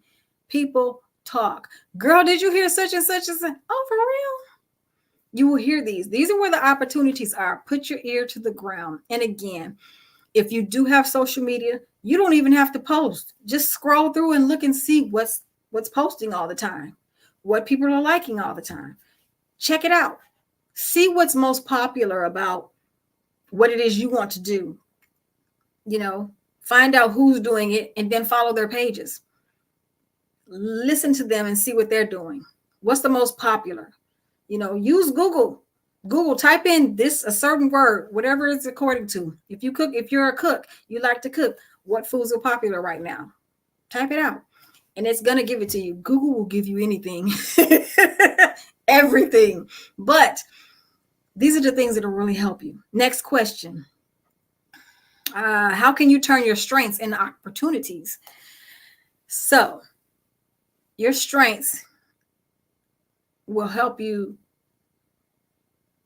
networking. I'm thinking, when I'm talking about this, I'm thinking of myself and what I had to do. My strengths was the gift of gab. Can talk, and I'm friendly with people. I love to laugh. I love to engage with people. I love to hear people. So that was one of my strengths. That was one of my strengths even when I was a child and didn't realize that was my strength. It goes back to that age of awareness again. So what are your strengths? What is it that you like to do? And use that as your opportunity to get in with people. It was easy for me. Because I like things, I have no problem with posting things. Okay, this is so good. Oh my God. You can't believe it. I have to share this with the world. That's me 100%. If I like it, if it's good, if it's profitable, I feel I'm going to put it out there. And most people know me. I'm just not going to post any and everything. That's just not how I do it.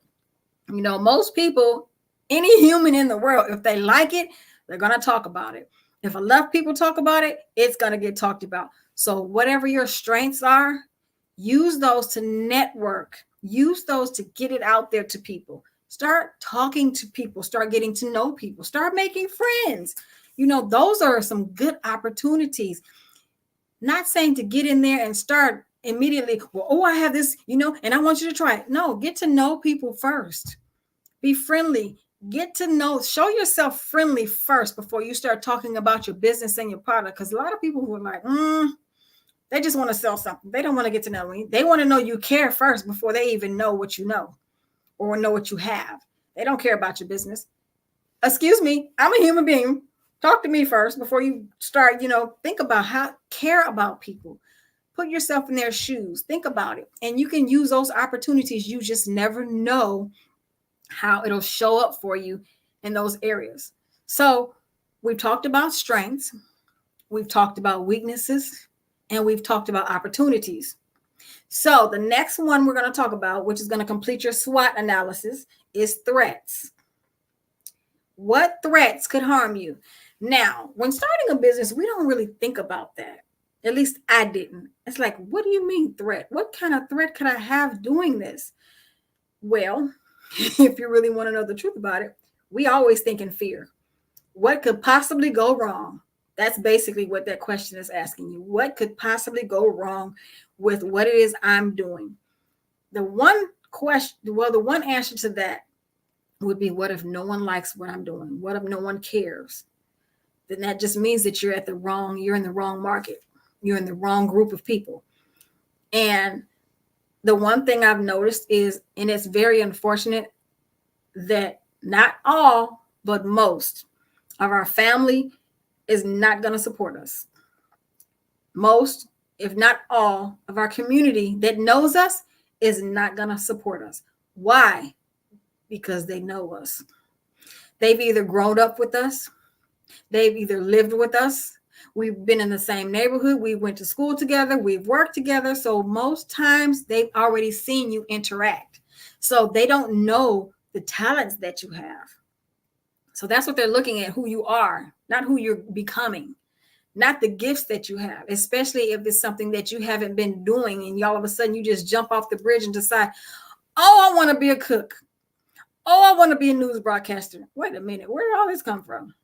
You want to do what? That's how they're looking at it. They don't believe, they don't have the belief in you because they haven't seen you doing it or working it for so long. That's one of the first things, is other people's opinions of what it is you're doing.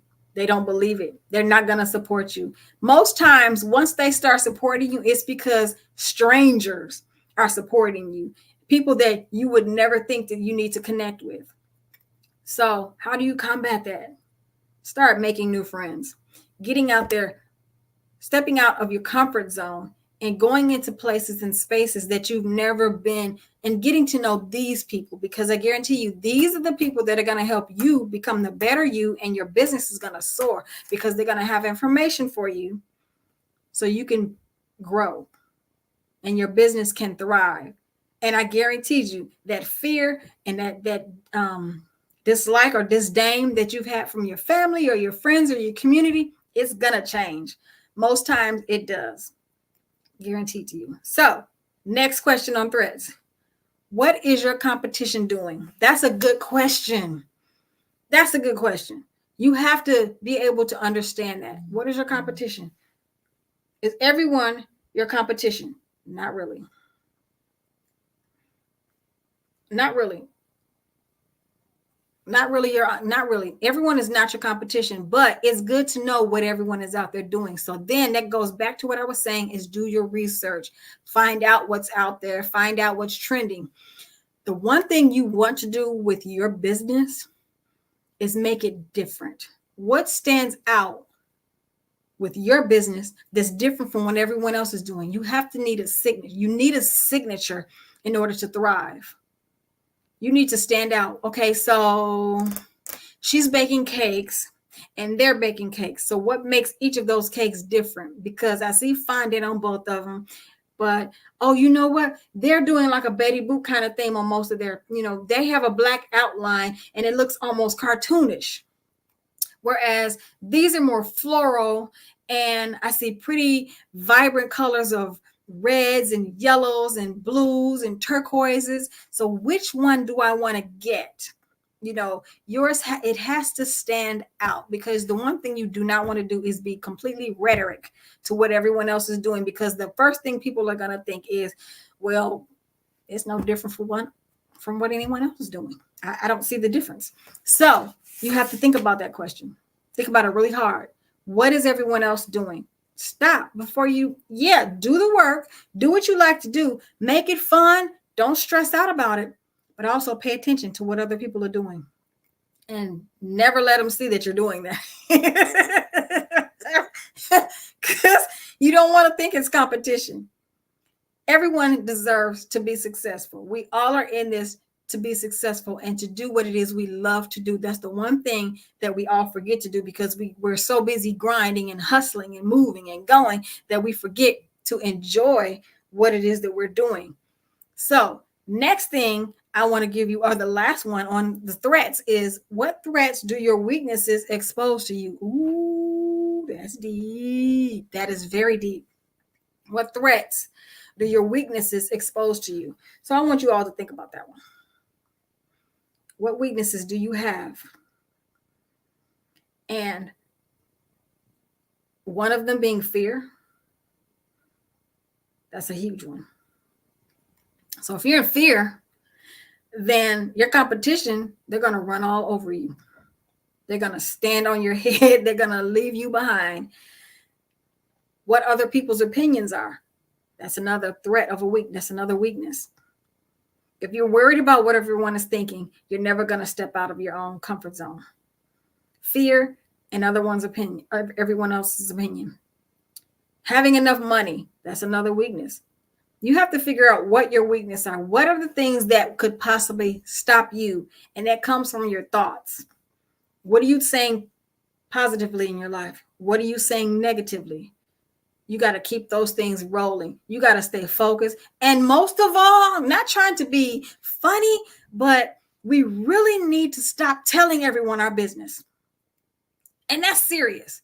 We want the world we want to share everything with the world. We want everyone to be happy for us. But unfortunately, in the world that we live in, everyone is not going to be happy with what you do.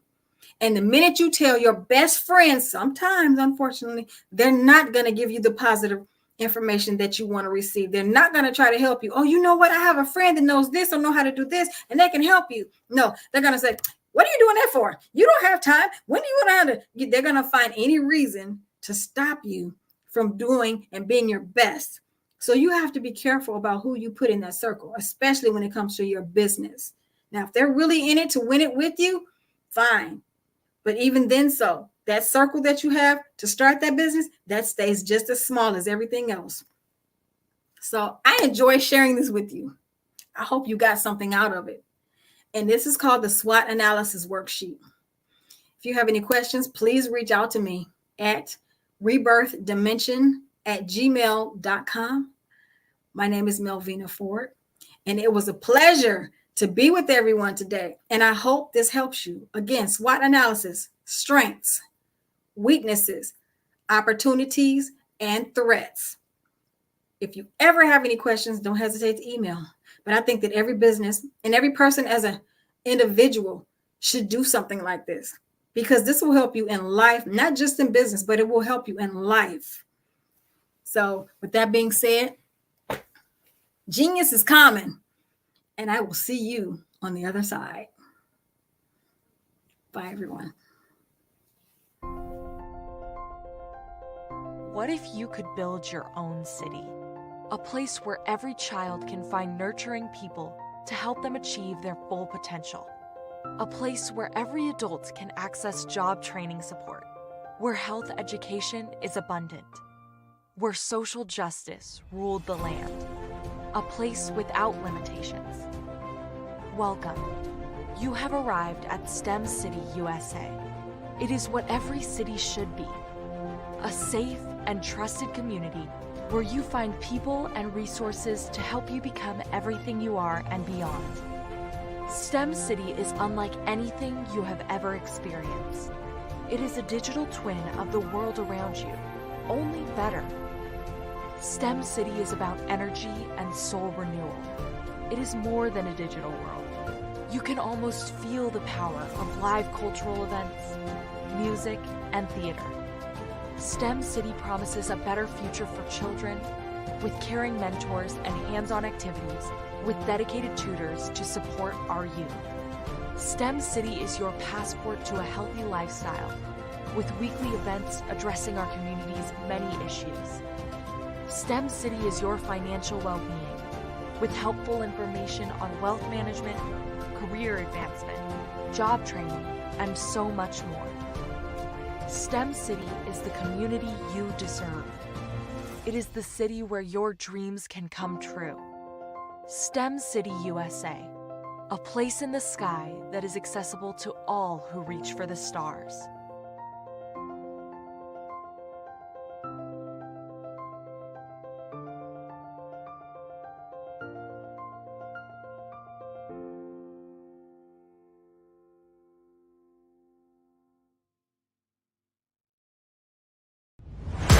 Social media is evolving. It's more vibrant, more colorful, more energetic, and so are you. It's not just photos anymore. It's video, it's audio, it's subscriptions. And now there's Fanbase, a new monetized social network. Fanbase delivers the complete native app experience with full content monetization for every user. No algorithms that shadow ban your engagement or growth, and no ads. Follow anyone for free and subscribe directly to your favorite creators for $4.99 a month. Plus, show some love by tipping on any post. Also, make a Fanbase page and monetize your content the same way. Finally, connect with your followers by posting the amazing content you already create. And now, get paid for it. It's time to energize and monetize, because everyone's a fan of something and everyone has a fan base.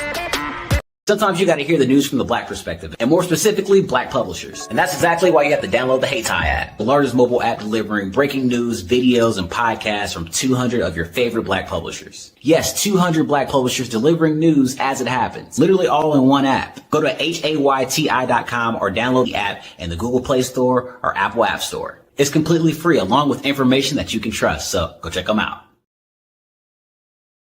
Follow the Brand TV broadcast host, Grant McGaugh, as he visits with top executives and entrepreneurs to find out their secrets of success with their personal brand. Follow the Brand TV broadcast host as he focuses on brand development to build better relationships, bring value to your business, relationships, and career. You will enjoy listening to each episode that is tailored to speak to you directly. If you're looking for this type of clarity in terms of building your brand, you have tuned into the right station.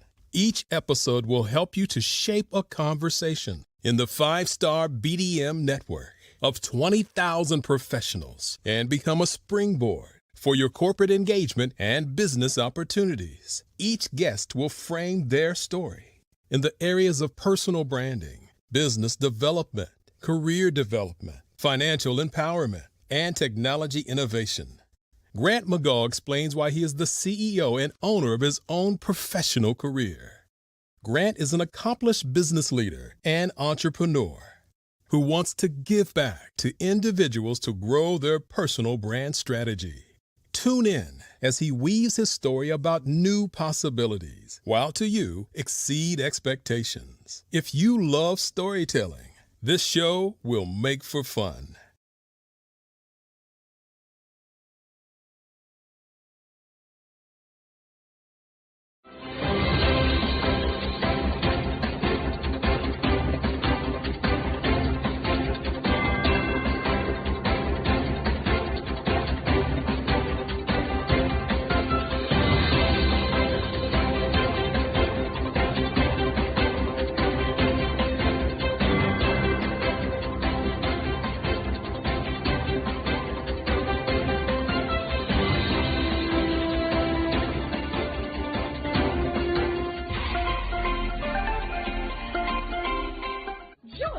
Dr. Eric Kelly III and a host of phenomenal speakers from all around the globe for this 7-day virtual event that you don't want to miss.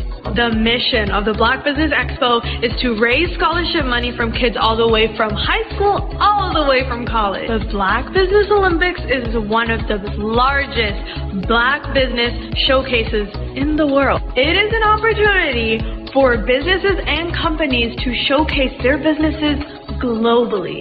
We are going to be giving away laptops up to $5,000 away to students. Again, I'm Olivia Appleberry, the founder of 2 Cents Finance and one of the speakers for the expo. I am so excited to see you there. For more info, go to www.blackbusinessexpousa.com or call 919-308-9090 and hope to see you there. I am Black Business. From the moment I wake until the time I sleep. Yes, I am Black Business. I am Black Business. Tell me, are you Black Business? I am Black Business. Do you support Black businesses? Listen, I support Black business because I am Black Business. Black Business Expo, one of the largest business showcases in the history of Black business in the world. The world! Sign up today at www.blackbusinessexpousa.com or call 919-308-9090. I am Black Business. I am Black Business. From the moment I wake until the time I sleep, I am Black Business. I am Black Business. Are you Black Business? I am Black Business. Do you support Black businesses? I support Black business because I am Black Business. Black Business Expo, one of the largest business showcases in the history of Black America in North Carolina. Join Dr. Eric Kelly III and a host of phenomenal speakers from all around the globe for this 7-day virtual event that you don't want to miss. The mission of the Black Business Expo is to raise scholarship money from kids all the way from high school, all the way from college. The Black Business Olympics is one of the largest Black business showcases in the world. It is an opportunity for businesses and companies to showcase their businesses globally. We are going to be giving away laptops up to $5,000 away to students. Again, I'm Olivia Appleberry, the founder of 2 Cents Finance and one of the speakers for the expo. I am so excited to see you there. For more info, go to www.blackbusinessexpousa.com or call 919-308-9090 and hope to see you there.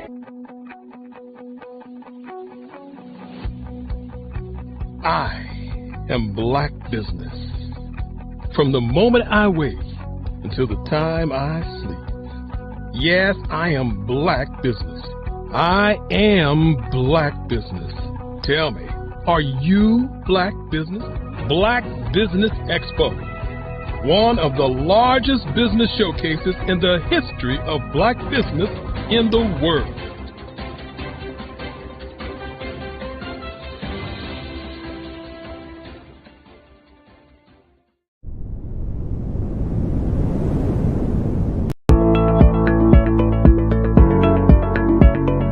Prepare for what's coming and dominate in economic winter. Stand strong and thrive by showcasing your great products and services globally through the Black Business Network and Black Business Olympics. The Black Business Network has showcased over 2,000 companies with over $7 billion in sales each year. Over 10 million attendees have viewed the rebroadcast each month. Through the Black Business Olympics, unique styles of business training and mentoring are turning students into business owners and entrepreneurial warriors who will dominate in any economy. Gain the ultimate advantage of the Black Business Olympics, 7 days of unbelievable topics and speakers speaking around the globe. Donate your time and experience to provide expertise and scholarships to students worldwide and change the world. Now, more than ever, new insights, tools, strategies, and capabilities are needed. This is your chance for a major presentation to the world. Fill out the form and join the more than 2,000 speakers who have presented to over 200 countries.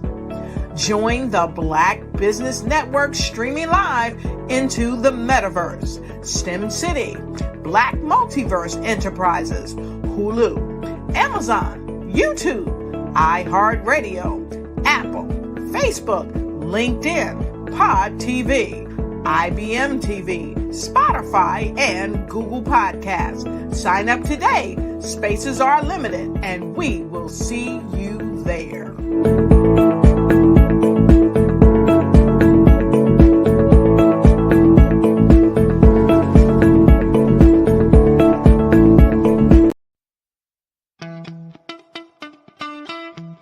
How many times have you been asked to help someone you didn't even know, a student, a business entrepreneur, or did you ever even ask, where did they end up? That business, that friend, that entrepreneur. Well, just maybe they ended up in a gang, bankrupt, homeless, or worse, dead. Maybe they turned to crime, drugs, and alcohol. Did you ever wonder? Did you destroy their dream, or was your life always so easy? At the Black Business Olympics, we started a movement to help students complete. Give them hope and foster success. Help them to leave their dreams of providing laptops, computers, and up to $5,000 in scholarship funds. Today, we ask you to help a student, a business owner, or an entrepreneur to realize their dream by sponsoring them, supporting them, and buying from them. Consider this. With $1.6 trillion in our Black community, we only ask for a small donation for our students, our businesses, and our entrepreneurs. And you can change a life today. So I ask you, what are you going to do? Sit on the sideline and watch our students in high school be leaders, miss out on their dreams from lack of resources?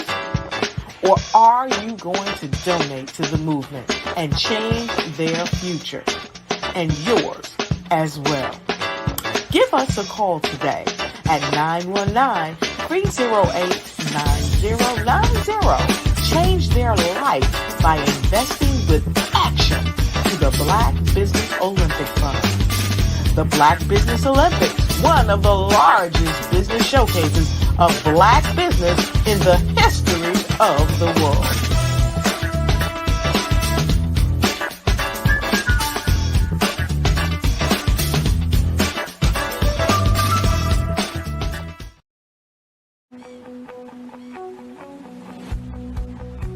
I am Black Business. From the moment I wake until the time I sleep. Yes, I am Black Business. I am Black Business. Tell me, are you Black Business? I am Black Business. Do you support Black businesses? Listen, I support Black business because I am Black Business. Black Business Expo, one of the largest business showcases in the history of Black business in the world. The world. Sign up today at www.blackbusinessexpousa.com or call 919-308-9090. I am Black Business.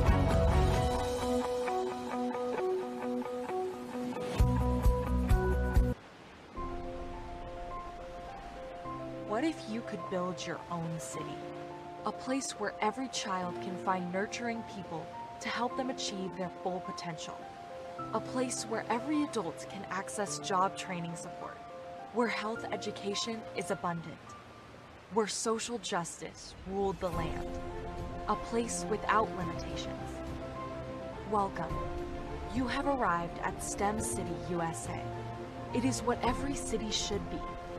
A safe and trusted community where you find people and resources to help you become everything you are and beyond. STEM City is unlike anything you have ever experienced.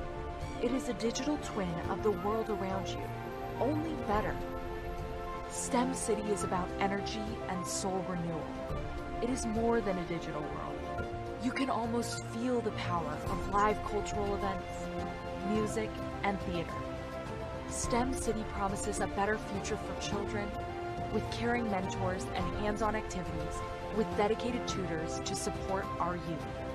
STEM City is your passport to a healthy lifestyle with weekly events addressing our community's many issues. STEM City is your financial well-being with helpful information on wealth management, career advancement, job training, and so much more. STEM City is the community you deserve. It is the city where your dreams can come true. STEM City USA, a place in the sky that is accessible to all who reach for the stars.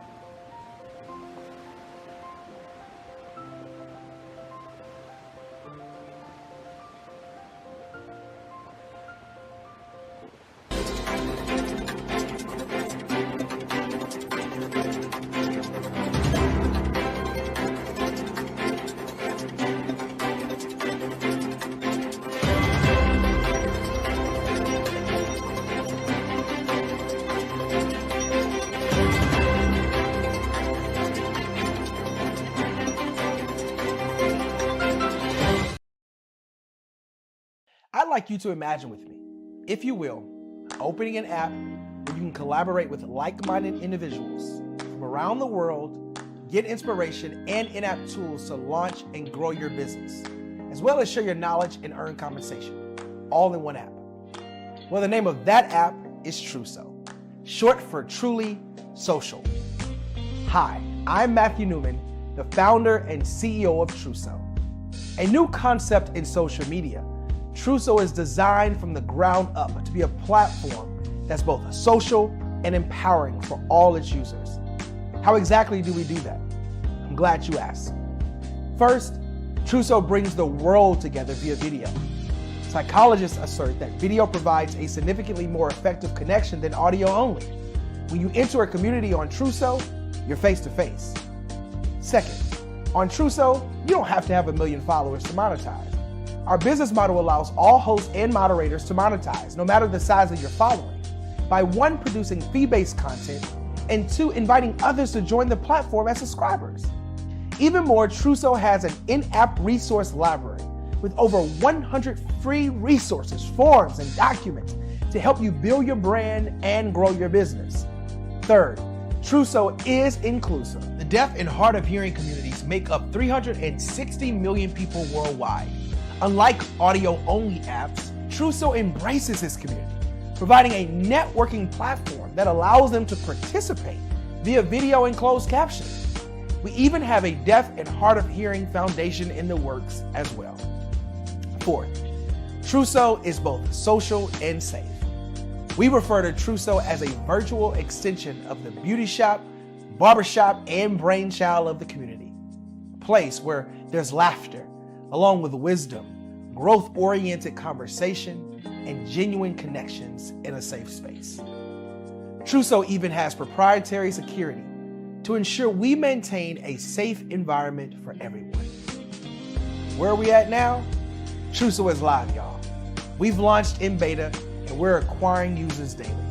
We have an incredible development and marketing team, plus amazing celebrity influencers at the table, helping us spread the word around the globe, beginning within the African diaspora and beyond by creating a safe space for growth, connection, and collaboration.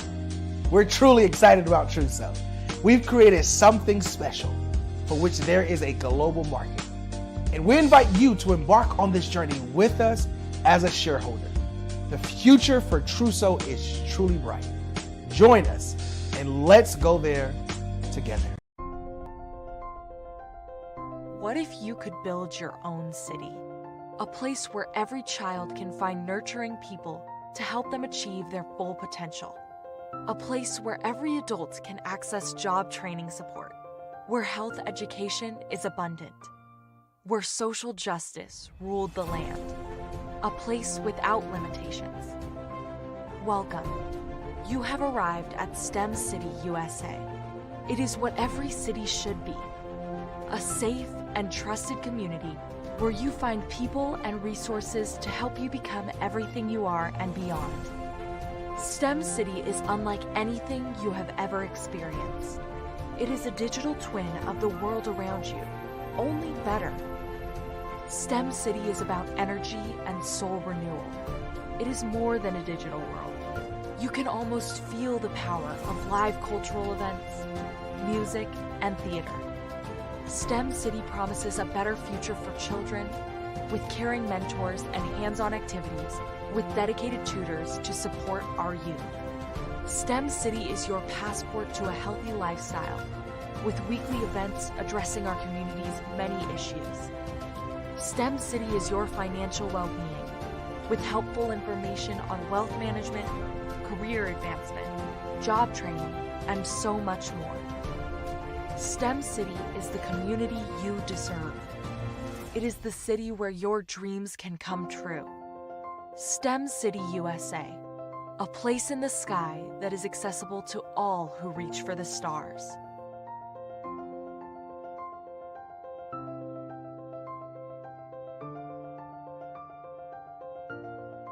Phenomenal Tanya T. Wise, who is here from the great state of Maryland. Tanya, welcome and thank you for being with us today. Can you indulge our audience a little bit and tell them just a little bit more about who you are and what it is that you do? Well, I love being able to talk to people and have a magnetic attitude, being able to just show them. So I always like to say, level up is Coach at Tanya T. Wise here. So can you tell our audience, just give them a teaser about what your presentation will be about? So my philosophy is that we should all be living our dream life. So tomorrow I'm going to talk about how you start living your dream life. What are some of the things that you thought about in your childhood that you just kind of let go and dormant? Wow. And I want to reignite that and just give you some pointers and some tips, some tools, some strategies to be able to start living your best life now. And guess what, Rhonda? And leave it inheritance for your legacy. Oh my goodness. Okay, I know that's resonating with a lot of people. I've heard that you have a dynamic coaching program. Can you tell us a little bit more about that? Absolutely. So our coaching program help people that have the lack of time, that lack strategies, and lack the confidence to go after their dream life. So we help them implement tools, we help them implement strategies, as well as give them resources so that they can live their best life now and leave that inheritance. Wow. Oh, I love that. I love the leave the inheritance part. Listen, you are dropping some major nuggets, and I know a lot of what you're saying is resonating with a lot of people, but I think we're all curious. How did you even make this transition into the speaking and coaching arena? What's the story behind this? So I started out in finance, and I realized that a lot of people don't necessarily go after their dream life because of the lack of finances or the education behind finances. But it wasn't until I lost my firstborn, my only son, that life changed for me. And where I was going after it all, living the corporate life, hit my 6-figure income and living in my dream house with my dream man, driving my dream car. I nearly lost it all when I lost my son. And so I realized it only takes one financial catastrophe that can change your entire life.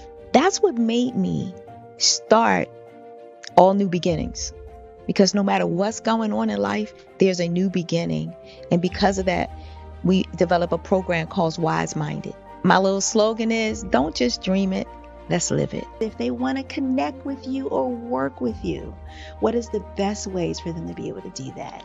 Well, for my social media guru, you can connect with me on every single social media platform as Tanya T. Wise.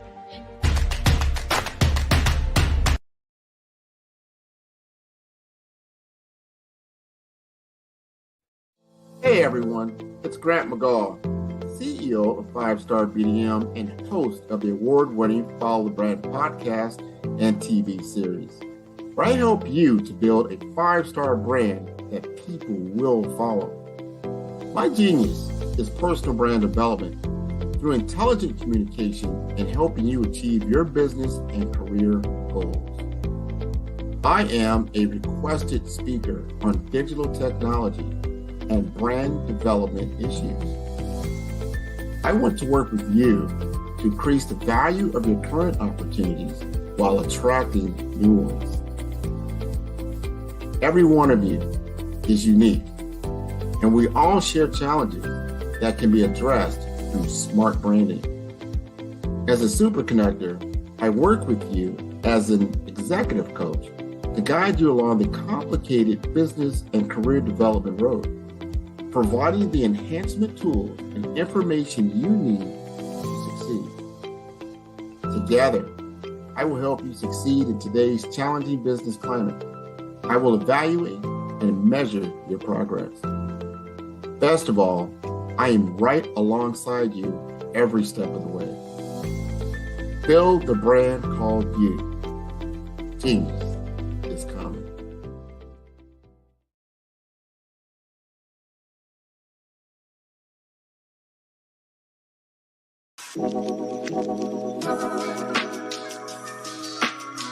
The African company and the African CEO is making a conscious decision to bring on someone external to the continent versus bringing on someone who is from Ghana or Kenya or South Africa. And so the skill sets of the people that we take through our executive leadership training program and ultimately on the placement, obviously have to be extremely high caliber. So what we look for are corporate executives at the vice president to C-suite level, as well as Black entrepreneurs. When we look at the Black corporate executives, we're looking for some very specific skill sets, whether that be around supply chain, sales and marketing, engineering, product development. We want our folks to be able to add immediate value to the corporate board, right? And the other thing is, even if they don't necessarily have specific industry experience, they're bringing a diversity of thought.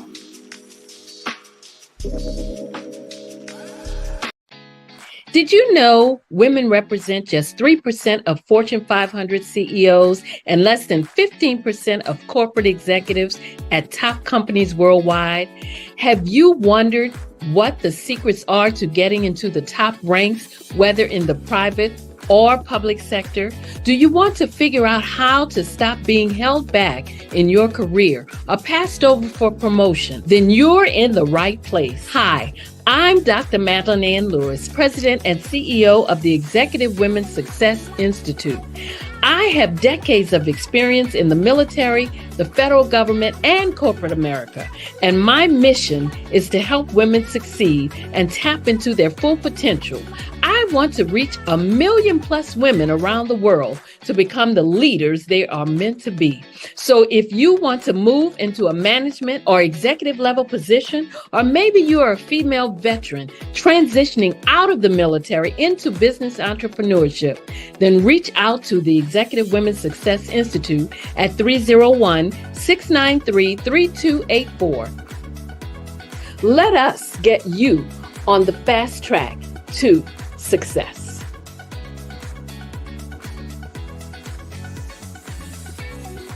Hello, I am Dr. Eric Kelly III, the visionary strategist and founder of the Black Business Olympics. I invite you to showcase your Black-owned businesses on the Black Business Network global stage. The Black Business Olympics is a global Black Business Network platform that propels Black-owned businesses into the international spotlight.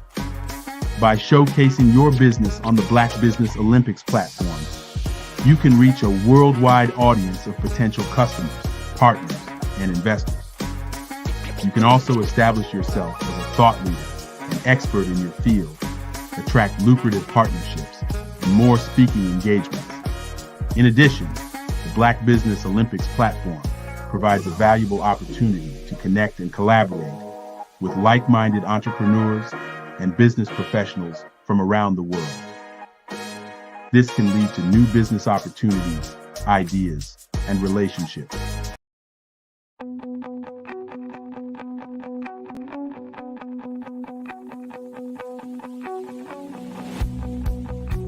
I am Black Business. From the moment I wake until the time I sleep. Yes, I am Black Business. I am Black Business. Tell me, are you Black Business? I am Black Business. Do you support Black businesses? Listen, I support Black business because I am Black Business.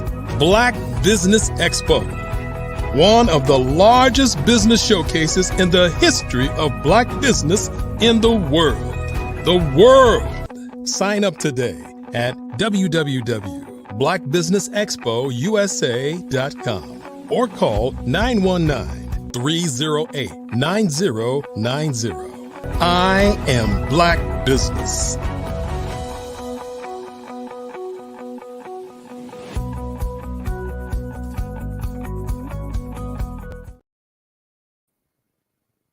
Good afternoon, business owners, entrepreneurs, thought leaders, and corporations. Welcome to the Black Business Network. My name is Melvina Ford, and I am your business moderator for this afternoon on the Black Business Network. The Black Business Network is a 24-hour business network showcasing Black businesses, business owners, entrepreneurs, and thought leaders worldwide. We have speakers from North Carolina, London, Singapore, Africa, Japan, and cities all over the United States.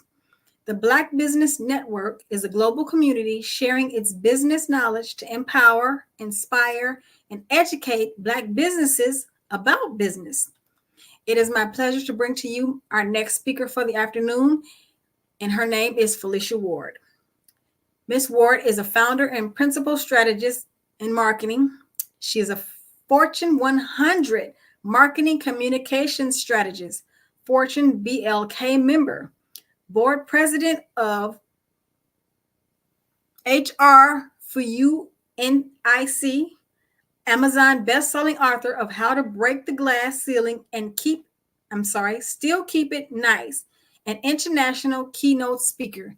Help me welcome to the stage, Ms. Felicia Ward.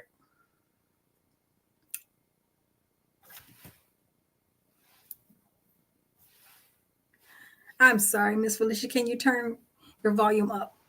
There you go. Sure. Hi there. How are you doing today? I'm fine, Melvina. Thank you so much for the wonderful introduction. I'm happy to be here today.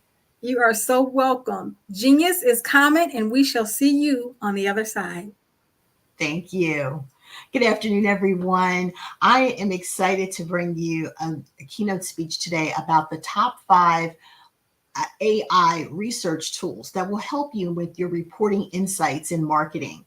So first, I want to start out by talking about some staggering statistics. If you haven't already heard, 95% of jobs will be taken by artificial intelligence.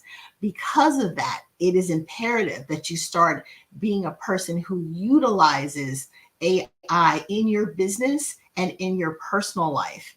And here's another statistic.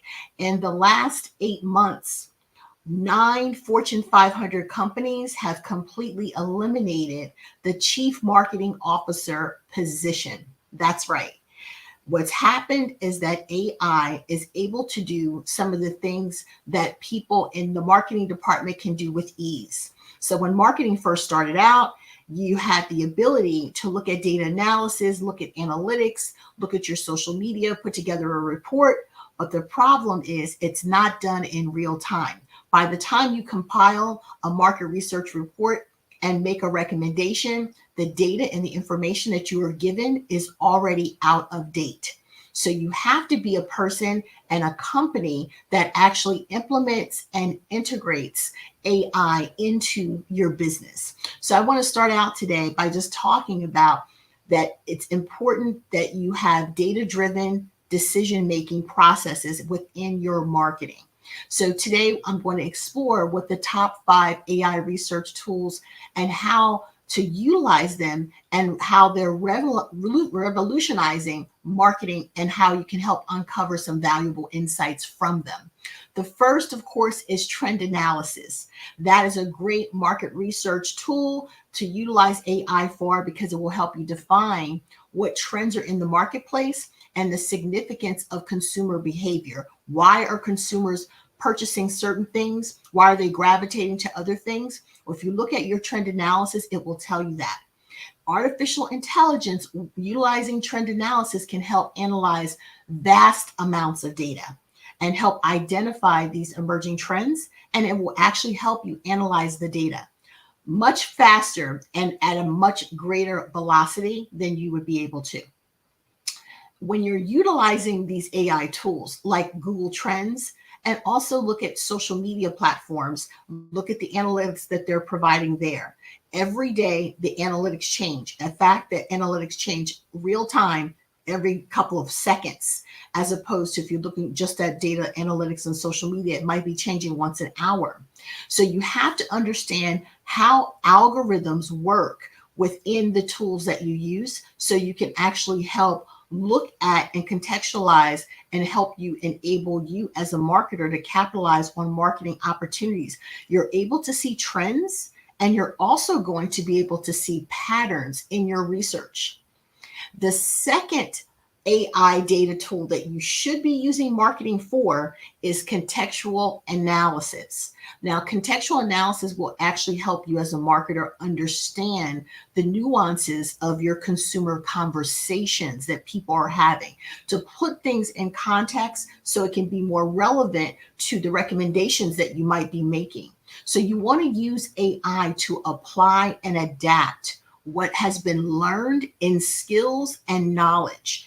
The adaptability is how AI learns. It's called machine learning. So the more you're able to put something in context and go back and ask a different question within AI, you're learning from AI and getting better data, and AI is learning what it is that you're trying to ask of it. And every time it learns new data, it actually is learning in real time. The information that you're getting from it is going to be better and more nuanced and more precise. So you want to be able to put things in context. So you want to be able to give examples of things. So you don't want to just say, what were the sales last night? What were the sales last night between 7 and 8 p.m. during a thunderstorm comparative to last year's thunderstorm around the same time? Being more specific with the prompts that you're asking will give you much better data. It will also teach AI as a tool what types of things that you're looking for. It starts realizing that you're asking on an ongoing basis for a specific niche of information. It will start compiling more information within that niche for you. So you want to be able to apply it and then, of course, put it in context. Putting it in context is just so important. So you want to use AI tools like natural language processing, otherwise known as NLP, because it has algorithms and it also has sentiment analysis. So it's looking at the data, but it's also looking at what consumers are saying and talking about. So the two combined together, it's able to put together a better data-driven report for you so that you can make a better decision. And it also helps marketers decipher the context behind what the consumer sentiment is. Well, it'll help give you a better, more targeted strategy. So certain things are happening because consumers feel a certain way at a certain time, but that time period will change and then the analytics will go back to the norm. So you want to be able to set benchmarks of what the norm is in those situations and then be able to put in context for the people you're providing reporting for as to what has changed in the marketplace, that what's happening right now. It might be an event. It might be something that has just occurred. It could be a power outage, anything that's going to affect your data. And that's just super important so that you're getting good information. And then, of course, everyone knows competitive analysis. So it's so important to stay on top of the competition, find out what's happening dynamic within the market landscape. And you want to be able to compare data from an industry competitor to determine their strengths and their weaknesses and compare it to your own and conduct a SWOT: strengths, weaknesses, opportunities, and tactics. And then you want to use AI, you want to use intelligence tools like SEMrush and SimilarWeb. They will give you a more accurate competitive analysis. They will tell you the keywords that your number one competitor is using. They will tell you the number one products that they have over you.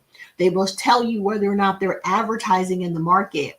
Are they doing billboards? Are they only online? That information is crucial so that you can compare apples to apples. So often people are looking at their competitor and they're only looking at their sales. You have to look at more than that. You have to do a deep dive. If you have consumer personas, they have consumer personas. Who are their consumers? What are their consumers buying? What can't they get enough of? What's missing in the market? Conduct a gap analysis so that you can find out what's missing in the marketplace. What do people want more of? What do people want less of? Is there something that you can bring back to the marketplace that people miss? Those types of analytical tools, when you use that with AI, become super powerful. You want to be able to do intelligence, competitive analysis in real time. So you want to step your game up and not just do the old-fashioned competitive analysis.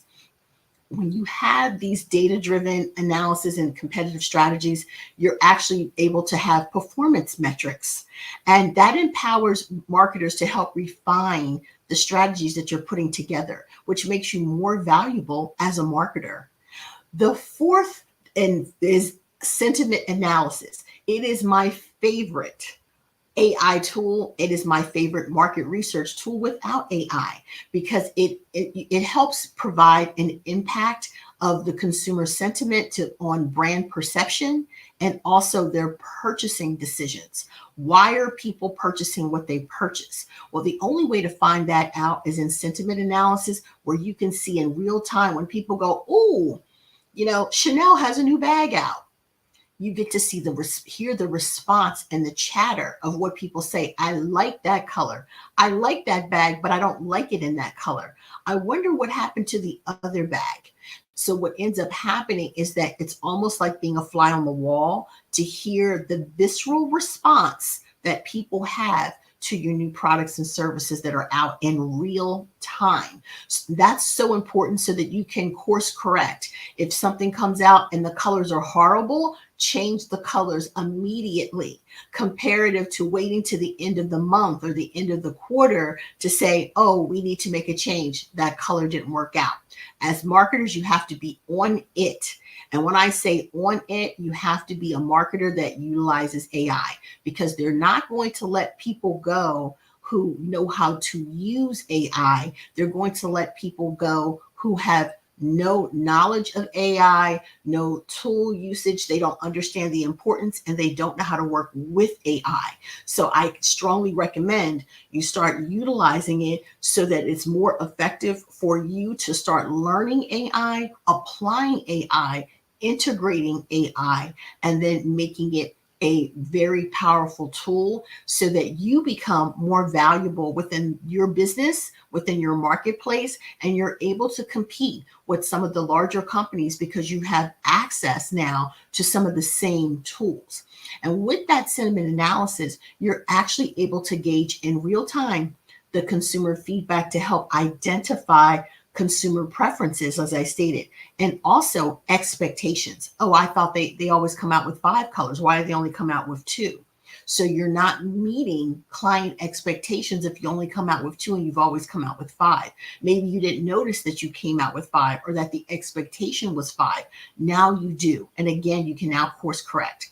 So AI sentiment analysis helps with those tools that help extract emotions and attitudes from textual data. So you're taking the emotions that people have, it's able to quantify that information and then utilize that and put controls and create benchmarks so that data analysis is then created from the sentiment analysis. So it's not just hearsay that it's polled X number of people, it's heard from X number of people, and how often, how frequent, what do they do?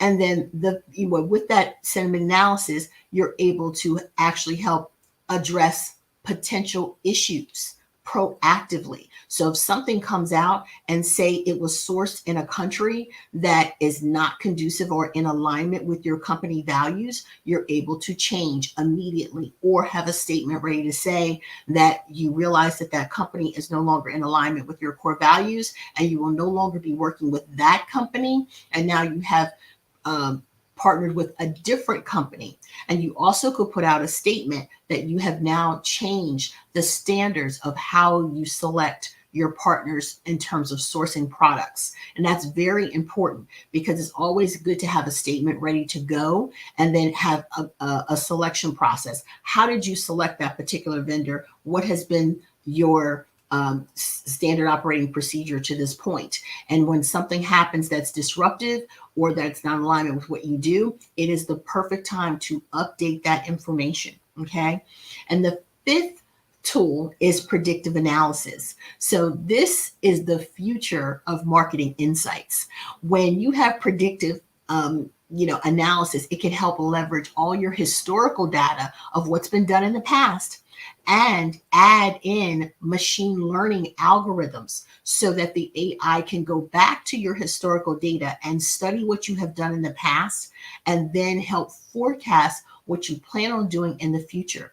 And then take the existing trends that are trending at the moment and then look at consumer behavior of what's been done in the past, what's trending right now, and what your actual strategies and plans are for the future. And it can putting all of those things together combined, they were able to have an actual strategy and recommendation, and you're able to do proactive and make proactive decisions. So when you use AI as a predictive model, like think about IBM Watson and Salesforce Einstein are things and tools, AI tools that are so powerful that the nexus of how AI was formed was one of the great chess players in another country started playing and learning. IBM Watson learned and lost against the chess players until it started winning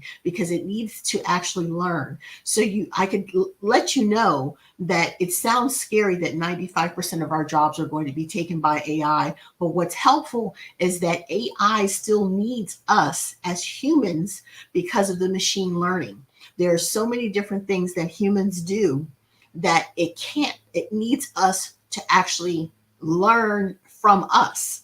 And because we have so many different ways that we do things, AI in terms of consumer behavior, it still needs people to be able to study how we work. Chatbots are, if you look at a chatbot, I tell people if you work in retail, that you are able to have emotional intelligence on how to deal with people in a retail selling situation, it is a perfect opportunity because you have that skill set and you're able to work well with customers and you're affable. You should go ahead and apply and start learning about chatbots, because chatbots will automatically make recommendations and do what they think a salesperson does within the store, but it's missing the human element that they fail to realize that when it comes to AI, it does not understand certain things. And the things that AI does not understand is what, as a marketer, you should be pumping up your skill set on. So for instance, AI does not understand emotions. It does not understand style. It does not understand customer services and why people are not meeting their expectations if it's not tangible to the computer. So you have to understand that when you're dealing, you should dig in and make sure you know without a doubt, dig deeper into the insights that you have with customers and customer behavior. Dig deeper into your employees and employee relations, customer and client relations. Dig deeper into ethics. Dig deeper into diversity, equity, and inclusion. Dig deeper into pay equity, because these are things that AI does not understand. And so you're able to bring the consumer behavior aspect, you're able to bring your emotional intelligence and your skill set as a marketer, believe it or not, is historical data that AI is not privy to. So it still needs to learn from us why people like a red shirt better than a blue shirt. As far as AI is concerned, it is a shirt. So it does not understand why you have a preference from one or the other. But once it understands what the preference is, it will change its algorithm and the machine learning will get smarter and get better. So I want to encourage everyone to not only utilize AI, but start infusing it and integrating it within your business and go deeper. Don't just look at Chat GPT. Look at how you can use AI for a checklist, how you can use it within automation, how you can help improve the client experience. And then I want you to look at, as I said, things that are intangible, information and data that you can gather when it has to do with human behavior and human sentiment and human emotions. And that you look at the ethical aspects. Only marketers are going to be able to talk about things like data privacy and why it's a concern for consumers. As far as AI is concerned, it does not understand that. So dig deeper into that.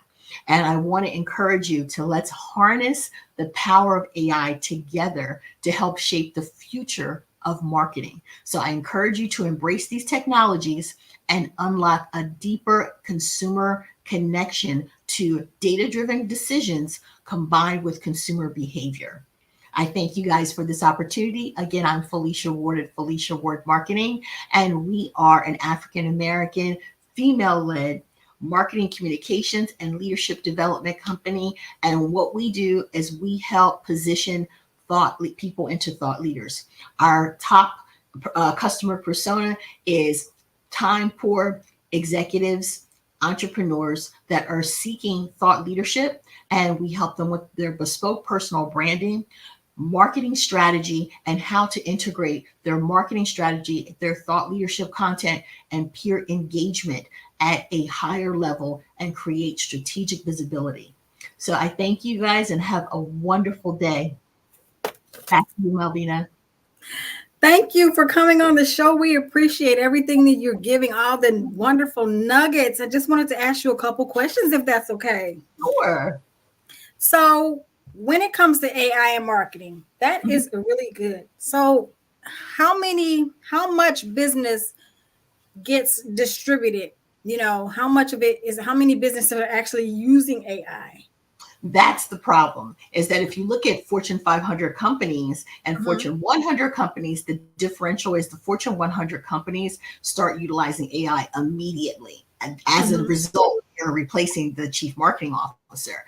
But then within the Fortune 500 companies, they have about 35 to 40% of companies that are actively using AI, but the number is increasing more and more because your competition is not just your competition. Your competition is starting to leave you in the dust. So people have no alternative than to start fast pacing and fast tracking their use of AI so it can be bumped up to 50 or 60%. So you have a lot of companies that are only using like 10% of AI. Those are small businesses because they don't really understand how to use it, but they understand what Chat GPT does and the power of that. And that's kind of like on the outside. But then when you have a mid-sized business, as I said today, I wanted to talk about the reporting because the reporting, it's now gotten up to about 68% because the reports are more important because how do businesses make decisions? Data-driven decisions. When you go into board meetings, they don't want to hear about feelings. They want to talk about numbers. So AI incorporates and fits perfectly in alignment with what a business wants to do. So when it comes to reporting, you can really up your game if you start at least using the reporting skills and the top 5 tools that I was talking about so that you can speak apples to apples. And when you're doing that as a small business, I want to encourage them to start utilizing and integrating it more into what you do. Just something, very simple, like automated responses. When people use something like Calendly to book an appointment, you can use a different tool like Dubsado or something where you can get an automatic message that says your meeting has been confirmed. That is AI.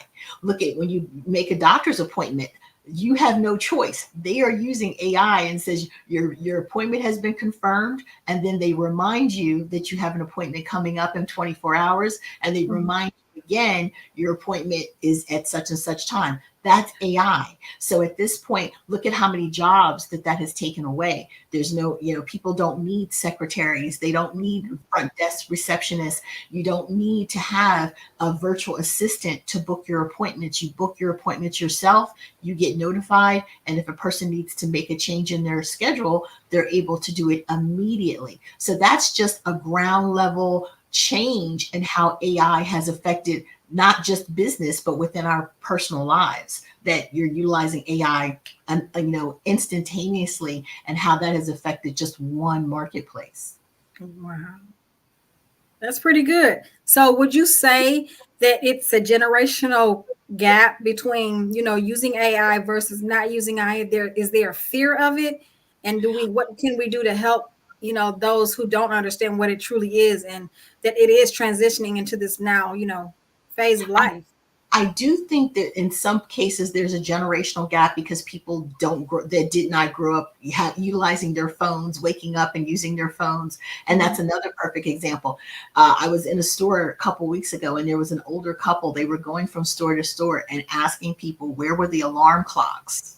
They couldn't find alarm clocks. They were going from store to store, and they couldn't understand why people weren't selling them. And I held up my phone. I was like, because people have the phone. They check their phone is a mini computer to do so many different things. And so they didn't realize how it impacts society. So when I said to the older couple, people have their alarm on their phone, and I showed the gentleman, he said, I didn't know my phone could do that. So it's a matter of knowledge. And I said, and that's why so many people don't wear watches anymore. Remember, the watch people wear it now as a jewelry piece, where before it was a jewelry piece that was a beautiful timepiece. And I said, but the difference is when you leave your house, if you forget your watch, you're going to keep going. But if you forget your phone, you're going to turn around and come back. So to bridge the gap, I think it's really important. One of the things I do as a marketing educator, I add that in, is to give master classes and show people basic applications, because it does not help if people study something but they don't apply it. So for instance, in Japan and China, they took 2 years to try to train seniors, and knowing that they wanted to go 100% mobile and have 100% be digital in their country. They took 2 years, and they realized they wasted time, because what they did was they taught people in an education setting in a classroom, and they taught them on a desktop computer. But when they went out, they couldn't do anything, because most of the things that you're doing are on your mobile phone. So they stopped the training program, and they realized that they needed to use things on the cell phone application. So I just did a masterclass the other day about QR codes, so that you understand when you go out, how to open up a QR code and see a coupon, download a brochure, and then applicable things like how to book a flight on your phone, how to grocery shop online for curbside pickup.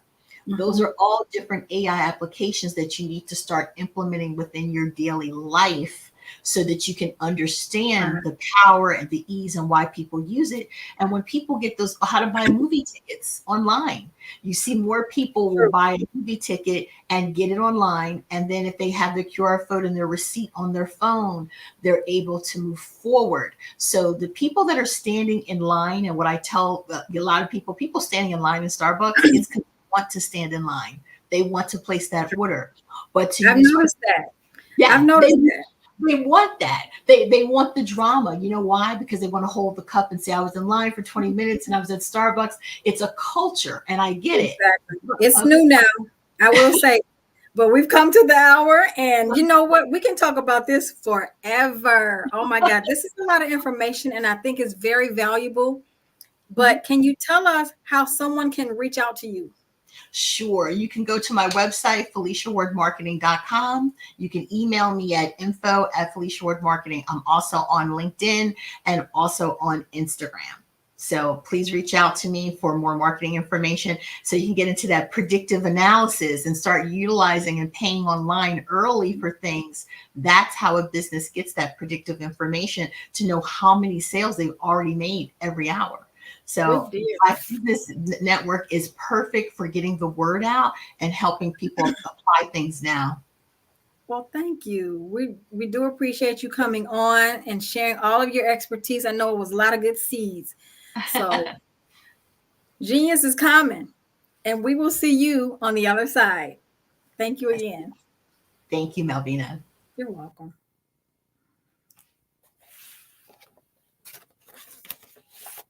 Thank you again for that. The Black Business Expo mission is to raise funds for high school seniors going to college, K through 12, entrepreneurs. This expo is a fundraiser for students. You may go to www.blackbusinessexpo.com to donate to the scholarship fund or to use the Cash App that's on the screen below and say $BBX USA. Our goal is to give laptops and up to $5,000 to 10 students. Students can register online at www.blackbusinessexpousa.com. Every dollar counts. So we want to remind you to donate to the to the scholarship today. We want to thank our Black Business Expo USA sponsors for, March 2024. And these are the names of our sponsors: NC100, Moody Capital Partners, Suede Soul, Lotus Riche Coaching and Training, Carolina, Virginia Minority Supplier Development Council, Step Management, The Hello LLC, Barbara H. Smith LLC, Margie McLean Foundation Incorporated, Genius is Common, Earth Essentials, 5-Star, BDM Media, Milani Shani Global, and I may be saying that wrong, but please forgive me.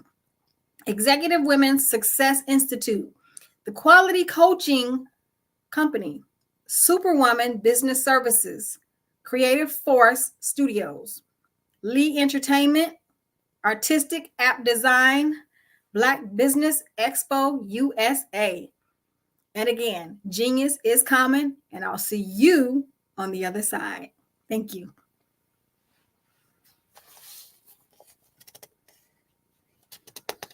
I'd like you to imagine with me, if you will, opening an app where you can collaborate with like-minded individuals from around the world, get inspiration and in-app tools to launch and grow your business, as well as share your knowledge and earn compensation, all in one app.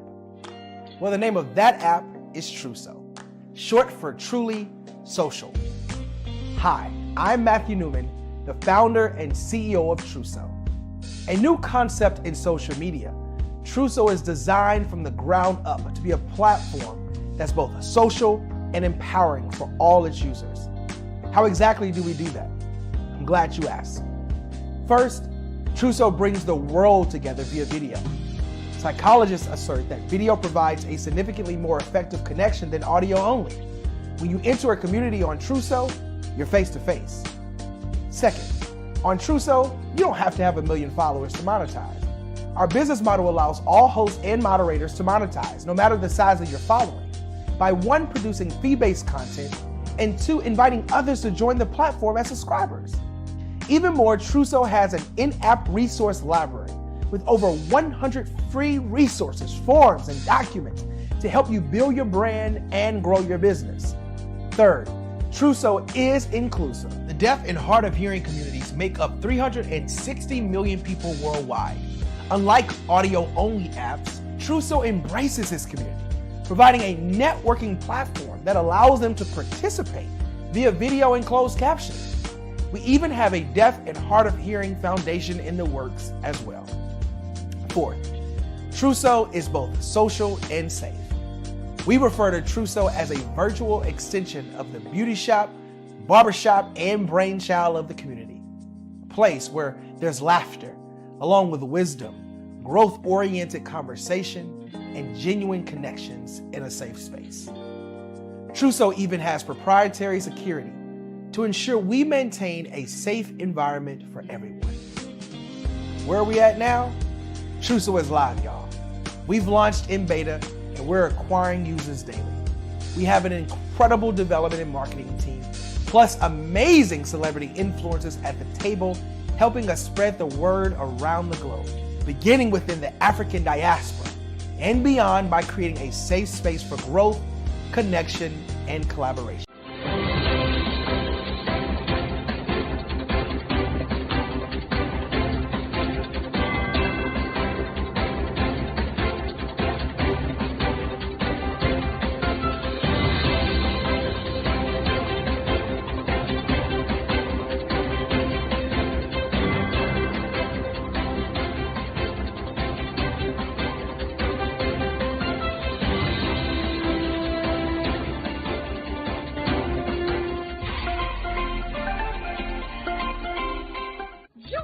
Dr. Eric Kelly III and a host of phenomenal speakers from all around the globe for this 7-day virtual event that you don't want to miss. The mission of the Black Business Expo is to raise scholarship money from kids all the way from high school all the way from college. The Black Business Olympics is one of the largest Black business showcases in the world. It is an opportunity for businesses and companies to showcase their businesses globally. We are going to be giving away laptops up to $5,000 away to students. Again, I'm Olivia Appleberry, the founder of 2 Cents Finance and one of the speakers for the expo. I am so excited to see you there. For more info, go to www.blackbusinessexpousa.com or call 919-308-9090 and hope to see you there. I am Black Business. From the moment I wake until the time I sleep. Yes, I am Black Business. I am Black Business. Tell me, are you Black Business? I am Black Business. Do you support Black businesses? Listen, I support Black business because I am Black Business. Black Business Expo, one of the largest business showcases in the history of Black business in the world. The world! Sign up today at www.blackbusinessexpousa.com or call 919-308-9090. I am Black Business. I am Black Business. From the moment I wake until the time I sleep, I am Black Business. I am Black Business. Are you Black Business? I am Black Business. Do you support Black businesses? I support Black business because I am Black Business. Black Business Expo, one of the largest business showcases in the history of Black America in North Carolina. Join Dr. Eric Kelly III and a host of phenomenal speakers from all around the globe for this 7-day virtual event that you don't want to miss. The mission of the Black Business Expo is to raise scholarship money from kids all the way from high school all the way from college. The Black Business Olympics is one of the largest Black business showcases in the world. It is an opportunity for businesses and companies to showcase their businesses globally. We are going to be giving away laptops up to $5,000 away to students. Again, I'm Olivia Appleberry, the founder of 2 Cents Finance and one of the speakers for the expo. I am so excited to see you there. For more info, go to www.blackbusinessexpousa.com or call 919-308-9090 and hope to see you there.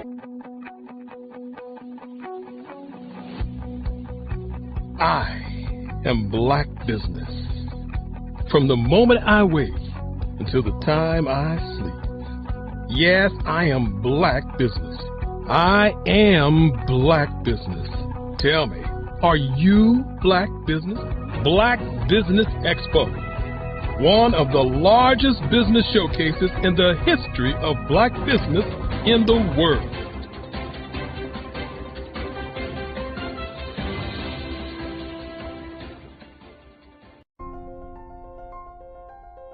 What if you could build your own city? A place where every child can find nurturing people to help them achieve their full potential. A place where every adult can access job training support. Where health education is abundant. Where social justice ruled the land. A place without limitations. Welcome. You have arrived at STEM City USA. It is what every city should be. A safe and trusted community where you find people and resources to help you become everything you are and beyond. STEM City is unlike anything you have ever experienced. It is a digital twin of the world around you, only better. STEM City is about energy and soul renewal.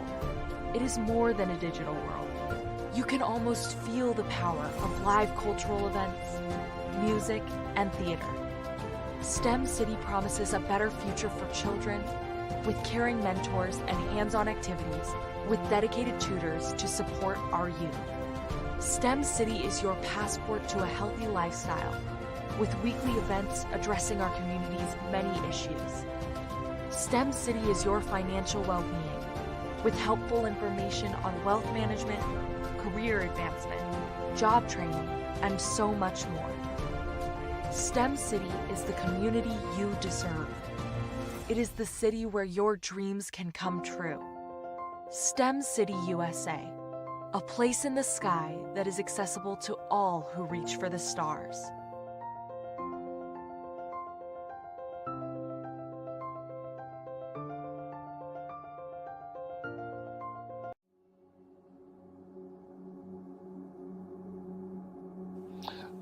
I was born and raised in southeastern West Virginia, the coal fields. My father was an AME minister. For me, I was very fortunate. Even though I grew up in the segregated South, I was surrounded by flourishing Black businesses. Doctors, lawyers, bankers, dentists. They were all there and they were all successful. And I guess that's part of my dream, is to see that success come back. My name is Joseph Simmons, and I am the founder of the Center for Micro-Entrepreneurial Training. We have this moment in time where we can change the trajectory of people. And our focus is on women, Black and brown entrepreneurs, and their access to capital, their ability to build thriving businesses, the ability to employ people.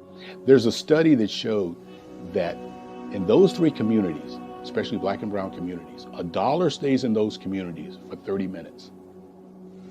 In white community, $1 stays in their communities for 8 hours. So think about it.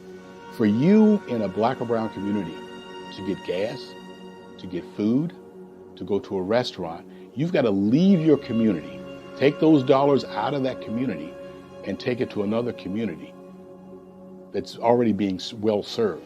So if we can reverse that, if we can go from 30 minutes to an hour to 2 hours, that's progress.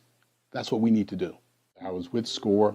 And then in May of 2020, of course, the events happened in regards to the murder of George Floyd. The other thing that I was experiencing was the denials of federal funds for small businesses. And it revolved around one thing. These businesses were not being prepared for grants and for government programs. And I came up with the idea for the Center for Micro-Entrepreneurial based off those two things. Morgan Stanley had a report out in 2020, first quarter, and it talked about there were 3 groups that were massively devastated by COVID-19 on their business. That was 1, women, number 2, Black, and number 3, brown entrepreneurs. The research showed that they had less cash on hand, they had less opportunity to go into a bank and get money, and they were very dependent on family and friends to keep their business up and running. If we can focus on those three groups, then we can have a dramatic impact on our communities. Really, the focus is on three areas. And those three areas are: one, the people; number two, the courses; and number three, a support network. Here at CMAT, we will provide you with the fundamentals for generational success. And you will be creating a vibrant community by attending our 5-day immersive training course.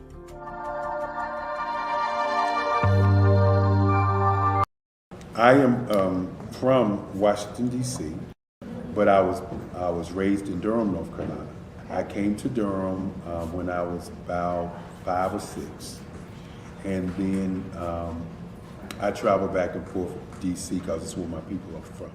One of the unique things about my family is my mother, she's also an artist. She does quilting, and she does a lot of artistic things. And then my son, he draws with both hands, his right hand and his left hand, like I do.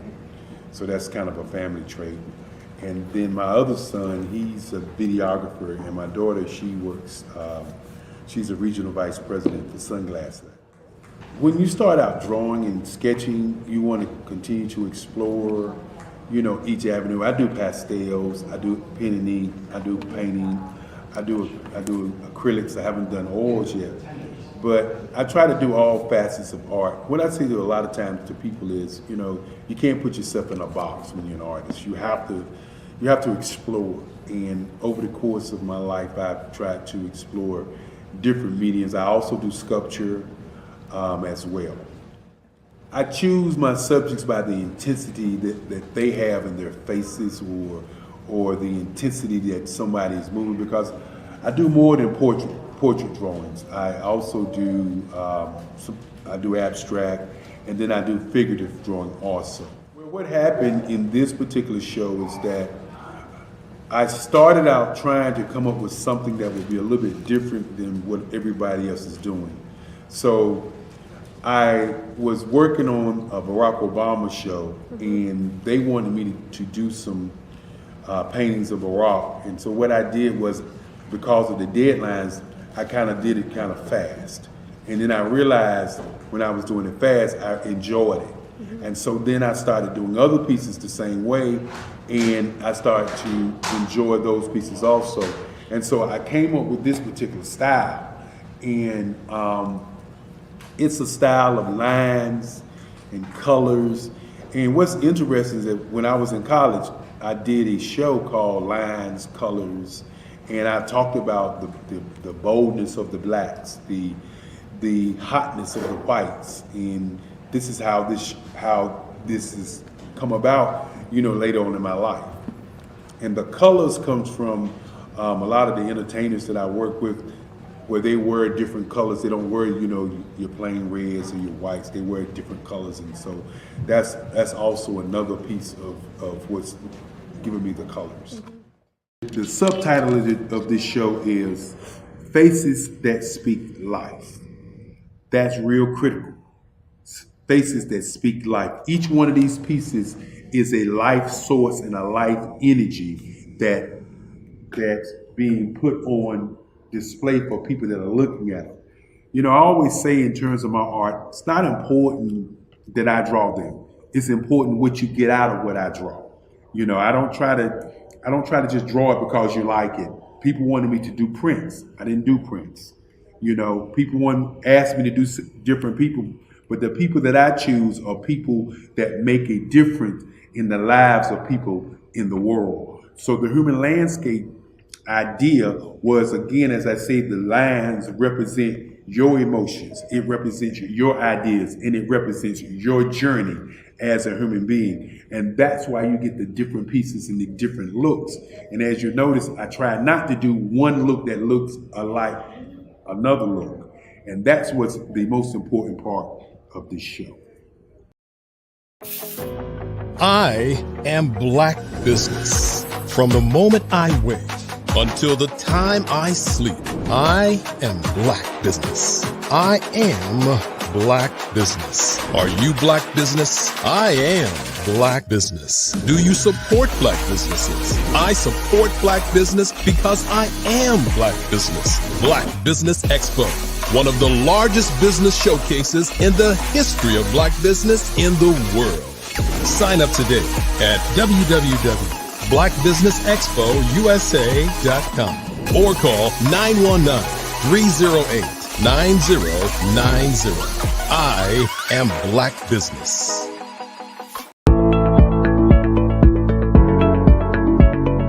Prepare for what's coming and dominate in economic winter. Stand strong and thrive by showcasing your great products and services globally through the Black Business Network and Black Business Olympics. The Black Business Network has showcased over 2,000 companies with over $7 billion in sales each year. Over 10 million attendees have viewed the rebroadcast each month. Through the Black Business Olympics, unique styles of business training and mentoring are turning students into business owners and entrepreneurial warriors who will dominate in any economy. Gain the ultimate advantage of the Black Business Olympics, 7 days of unbelievable topics and speakers speaking around the globe. Donate your time and experience to provide expertise and scholarships to students worldwide and change the world. Now, more than ever, new insights, tools, strategies, and capabilities are needed. This is your chance for a major presentation to the world. Fill out the form and join the more than 2,000 speakers who have presented to over 200 countries. Join the Black Business Network streaming live into the Metaverse, STEM City, Black Multiverse Enterprises, Hulu, Amazon, YouTube, iHeartRadio, Apple, Facebook, LinkedIn, Pod TV, IBM TV, Spotify, and Google Podcasts. Sign up today. Spaces are limited, and we will see you there.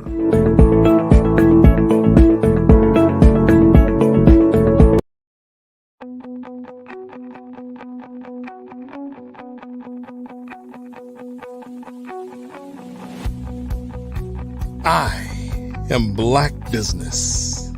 From the moment I wake until the time I sleep. Yes, I am Black Business. I am Black Business. Tell me, are you Black Business? I am Black Business. Do you support Black businesses? Listen, I support Black business because I am Black Business. Black Business Expo, one of the largest business showcases in the history of black business in the world. The world! Sign up today at www.blackbusinessexpousa.com or call 919-308-9090. I am Black Business.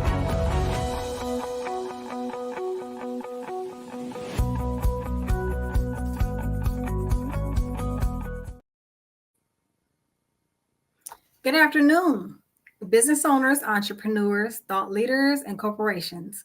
Welcome to the Black Business Network. My name is Melvina Ford, and I am your business moderator for this afternoon on the Black Business Network. The Black Business Network is a 24-hour business network showcasing Black businesses, business owners, entrepreneurs, and thought leaders worldwide. We have speakers from North Carolina, London, Singapore, Africa, Japan, and cities all over the United States. The Black Business Network is a global community sharing its business knowledge to empower, inspire, and educate businesses about businesses. My next keynote speaker, I'm going to be doing a fireside chat with her, and her name is Vernita Griffith. Vernita is the founder of Tri-Team Unlimited. Sorry about that. A business dedicated to enriching marriages and relationships through interactive workshops and other resources. As a certified relationship coach, she empowers couples to enhance their communication, conflict resolution, and intimacy skills, fostering deeper connections and stronger bonds. In addition to her work with Tri-Team Unlimited, Vernita serves as the creator and executive producer of After I Do, the game show. With a blend of education, laughter, and healing, she exemplifies the transformative power of connection through this innovative platform. Guided by her nonprofit background, Vernita orchestrates an engaging experience for contestants, audience members, and supporters alike. Infused with clean fun, excitement, and inspirational wisdom, the show epitomizes her vision of fostering anticipation and genuine camaraderie. Help me welcome Ms. Vernita Griffith to the show. Welcome.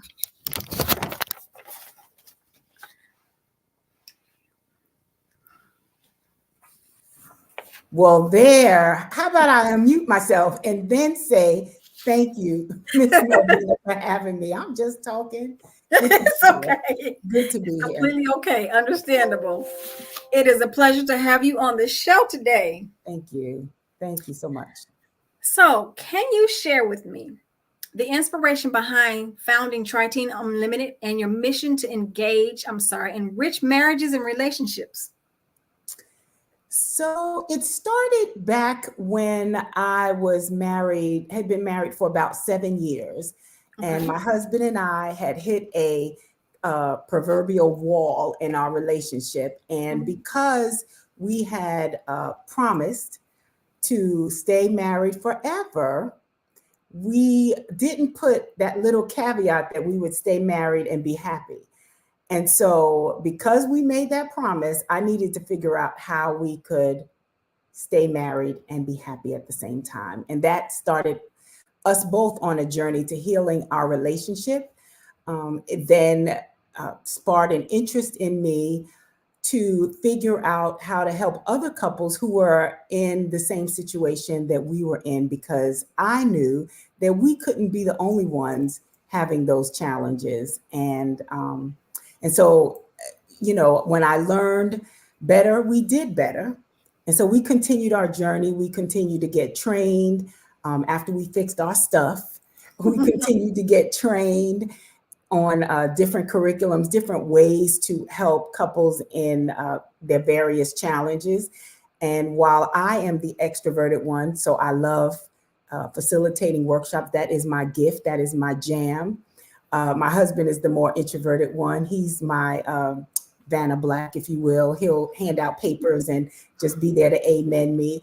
But we started doing things together. He continued, of course, with his full-time job. And then I branched off into starting a business doing just that, enriching relationships. And then, that is really interesting. I love it. Yeah. Especially the part about the game show. I'm like, wow, okay, yes. That's really good. Yeah. So what motivated you to become a certified relationship coach and empower couples to enhance their communication, their conflict resolution, and their intimacy skills? So what motivated me pretty much was to get certified. This is what I believe. I believe that when you are commissioned to do something, you don't necessarily need all of the letters behind your name. Now, of course, to be a doctor and an attorney, you have to have those things. I get it. But my passion, and I believe my purpose, is to enrich relationships. And I had been doing that without any formal training, I guess. I mean, I went to workshops and get certified in different curriculum, but I felt like in order to give myself some more legitimacy, I guess you'd say, I went ahead and got certified. And so that's why I did it. It didn't really change how I think or how I do, because I really still operate quite differently than other relationship enhancement businesses, because my husband and I continue to go to relationship skill workshops to work on ourselves. So I see what other people are doing. We go to retreats, we go to workshops, we go to a lot of different things. And so I see what other people are doing, and I still do things a little bit differently. I just do. I love it. It works for me. Experience and your own personal experience is actually the best teacher, and that gives you a kind of like one hand up on everything, because that gives you your niche as well. I like that. Absolutely. Yeah. Yes. How do you believe interactive workshops and other resources offered by Tri-Team Unlimited contribute to fostering deeper connections and stronger bonds between couples? So there are a few things that I do differently under Tri-Team. So first of all, COVID made me have to offer workshops virtually. When I started in the very beginning, I was doing live workshops. I had been doing workshops on other topics, but with Tri-Team in the relationship realm, I was doing them live for just a short time, and then COVID happened. So I had to, like everybody else, had to shift to this whole virtual thing. So that made me have to sit back and figure out how to do what I do virtually and still stay connected to the couples, still make them feel like they were in one gigantic room. So there are a few things that I do. One is I send them a box of supplies before the workshop. So in my workshops, of course, I would hand out, when I was live, I would pass out papers, and we'd play games, and I had prizes. But of course, virtually, I couldn't do that. So now I send them a box that includes some slipper socks, because they're at home, and I want them, the feet, when the feet are cozy, you just feel good, right? That's across the board. And so I send them socks, I send them snacks, because in my live workshop, we'd have snacks. I'd send them different envelopes that they would open periodically during the workshop, so that they could feel like they were getting a handout as if we were live. The other thing that I do differently is we have an accountability group. So typically when people go to workshops after or retreat, maybe 3 to 6 months down the line, they're not even using any of the tools that they've learned. Typically one person will kind of fall off by the wayside, right? That's what happens. And it's common. So what I do is I have an accountability group that meets once a week after the workshop is over, so that people will be able to practice the tools that they've been taught. And if they have questions, or if the tools need to be tweaked, we can talk about it in this forum, and the other couples support each other. And then I'm there to, facilitate that. So that is one way that I'm different, because when you have an accountability group or a partner, it increases the likeliness of you continuing to do whatever it is up to 85%. So that's another one of the things. And there are some other things that I do differently, but again, I infuse a lot of humor in my workshops. I'm very transparent, very real. I haven't been through everything, absolutely not. But this is the second marriage for both my husband and I, and we've been married 26 years. So we've seen some stuff. We've done some stuff. We're a blended family. We have adult children. We have grandchildren. So I infuse all of me into my workshops. And I think that's so important. People need to know who you are. Oh, absolutely. Before they anything else doesn't matter. They need to be relatable. So yes. I think that's very important. I love the things that you're incorporating in your classes, because I'm like, I do women's classes. So I'm like, maybe I might want to take some of those seeds and learn. I mean, those are good ideas. I would have never thought to do that. It's really important. It connects you to the audience. The other thing I do, again, that some people don't do, is I have a PowerPoint. So I always have that. I have a PowerPoint because some people need to connect visually. And in my PowerPoint, I may have a short video. It's a lot of stuff. So I make sure I address all of the learning styles in my workshop. They're never boring. You never sit down and just take notes. That's not what I do. You get engaged. And I'll just tell you another thing that I do differently is I do knee to knees within my workshop. I just did a workshop last weekend, and I incorporate knee to knees where the couple I teach, And then I have the couple sit knee to knee. They're typically touching hands, and they unpack what they just heard.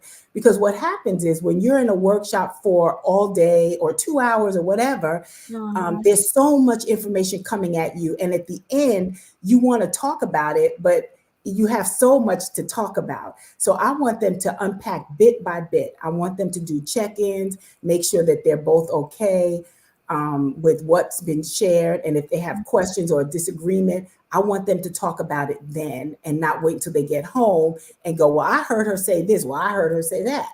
You see? So we do need a knees periodically in the workshop. So there's lots of different things I do differently. And that's because I've been going to workshops for the last almost 20 years. And I picked up what to do and what not to do from other people. What works and what not. That is awesome. Yeah. Can you discuss the genesis of After I Do, the game show, and what prompted you to create the innovative platform? I absolutely will.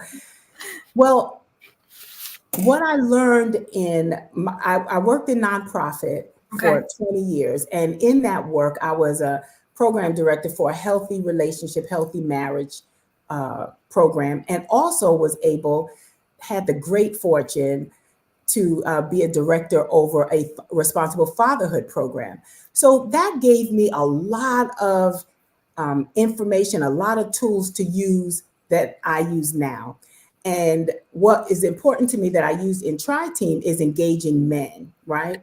A lot of times the men don't want to come to these workshops. And I promise you, if the wife or the partner could drag them there, they're always happy once they're there.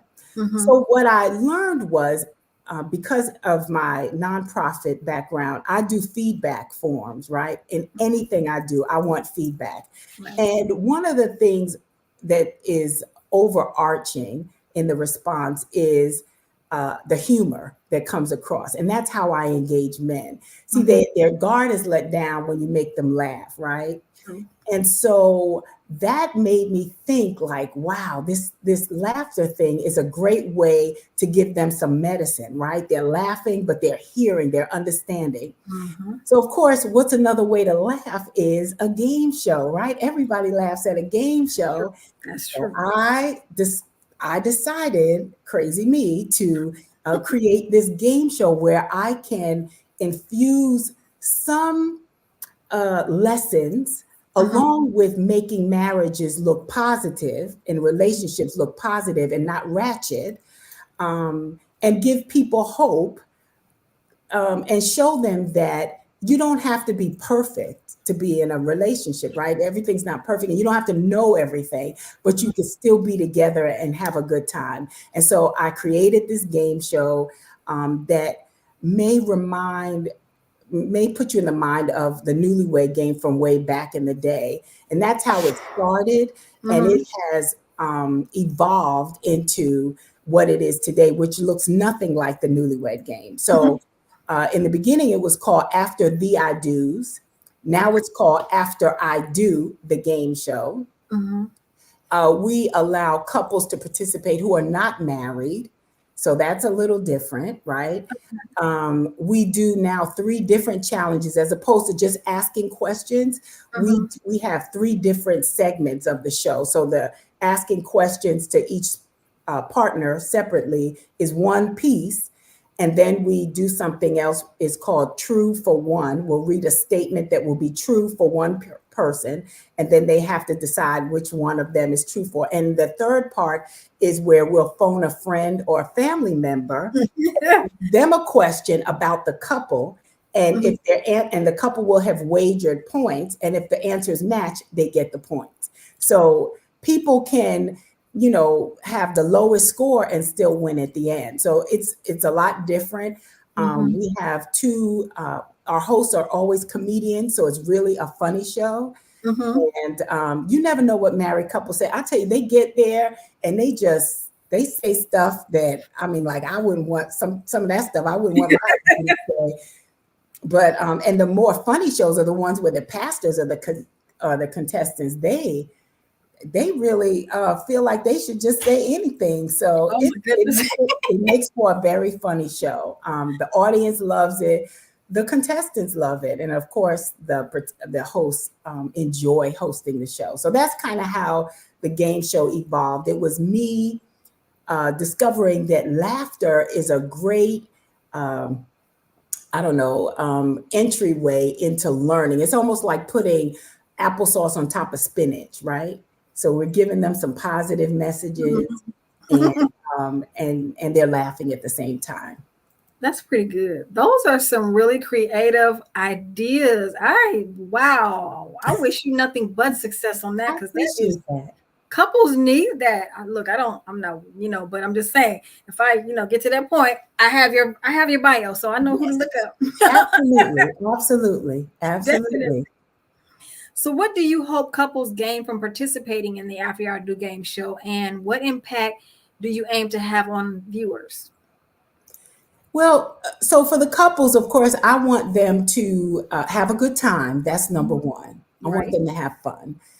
But I want them to be able to, and if they're not, get comfortable with sharing a part of themselves to a wider audience, so that people can really see that that marriage and being in a couple relationship is a good thing, right? It's still a good thing. Yeah. It's not the only good thing, but it is a good thing. And it can be positive with some work, because we ask some questions that will give the audience a hint as to how hard these couples work to stay together, right?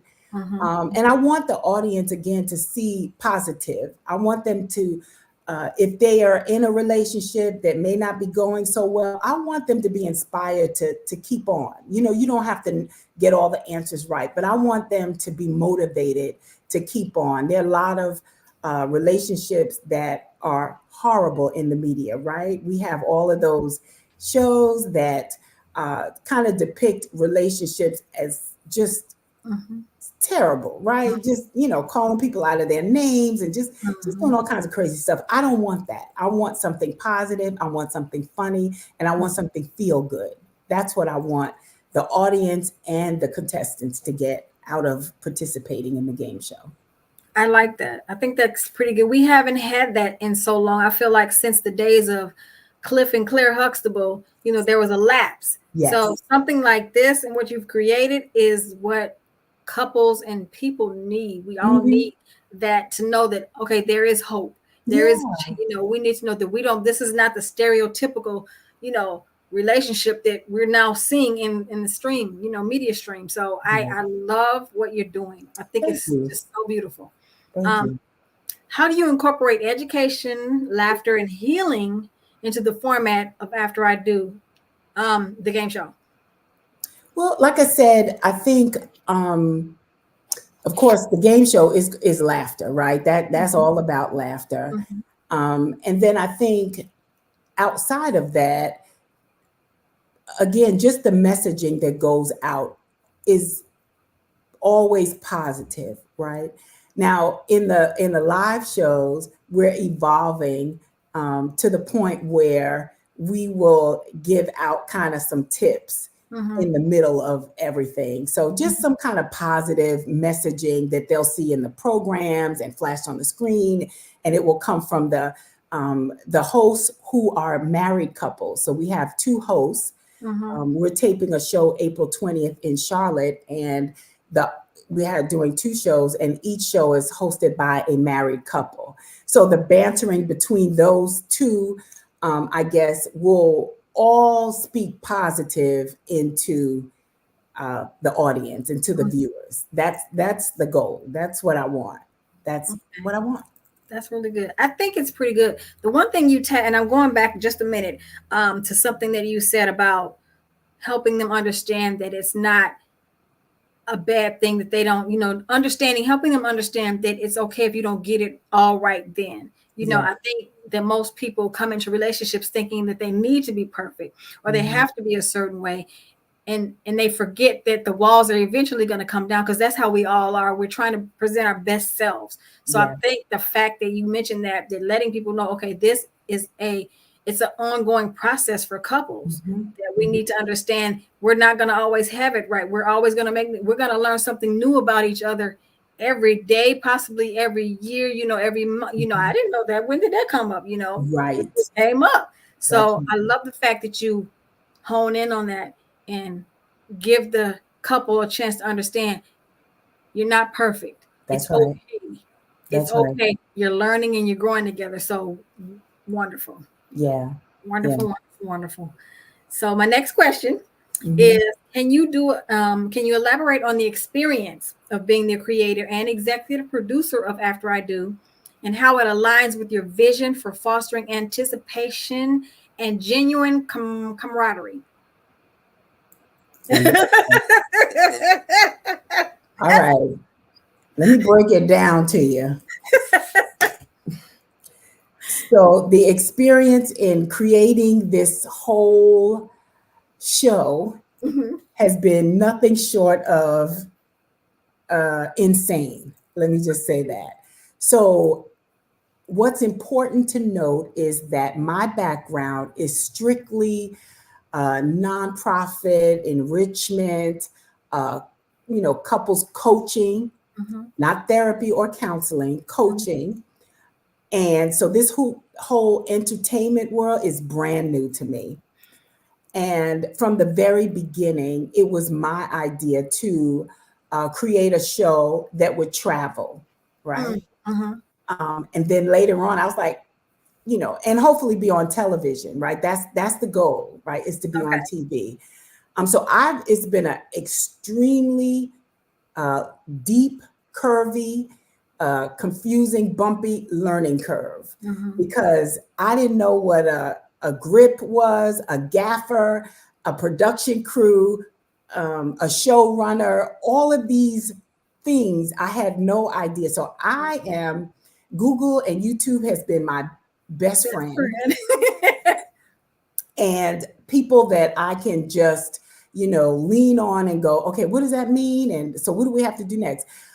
I did speak with a producer a couple of weeks ago who told me that doing what I'm doing, which is an executive producer, basically is somebody that organizes an event and somebody that can keep a lot of the pieces together. And that's what I can do.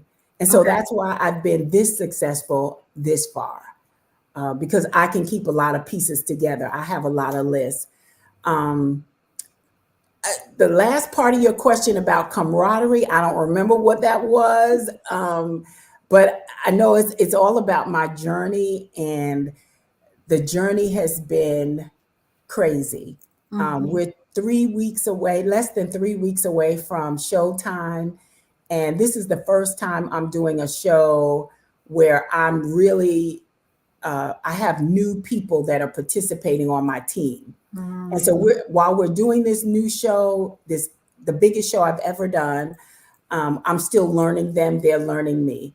And it's difficult because because I'm a relationship person, I'm very transparent, very upfront. I say what I mean what I say, right? Other people in the entertainment industry, they play games, they play head game. I don't, I'm too old for that, don't have no time for that. I don't want to have to overthink things like, what do they mean? And so it's been interesting just to work with people that sometimes say things that they don't really mean, and you got to figure that out. That's annoying to me because, if you ask me something, I'm just tell you, this is it. You can either like it or leave it. That's where I am. And then we can go from there. But people are always trying to figure out. I said, listen, what I say, I mean. I understand everybody doesn't do that, but you could bet your last dollar if Renita said it, she meant that thing. You know what I'm saying? So this has been an interesting, very interesting journey. But I've had some good ride or die people. Like the director has been with me since the first show.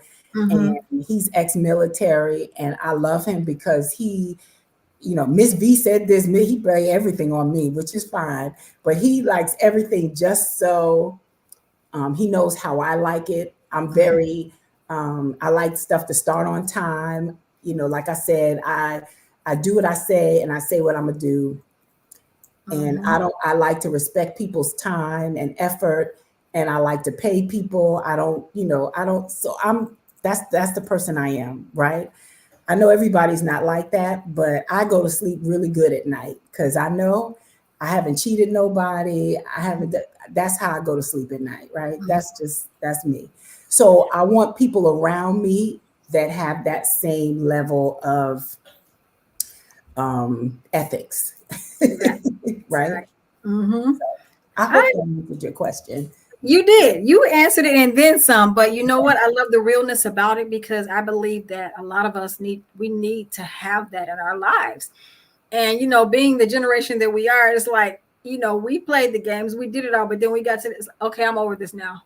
Yep. It's like it's more exhausting to try and put up a charade than it is to just say what you really mean, and like you said, mean what you say. That's right. Life is a lot easier, and it's like you like it, you don't.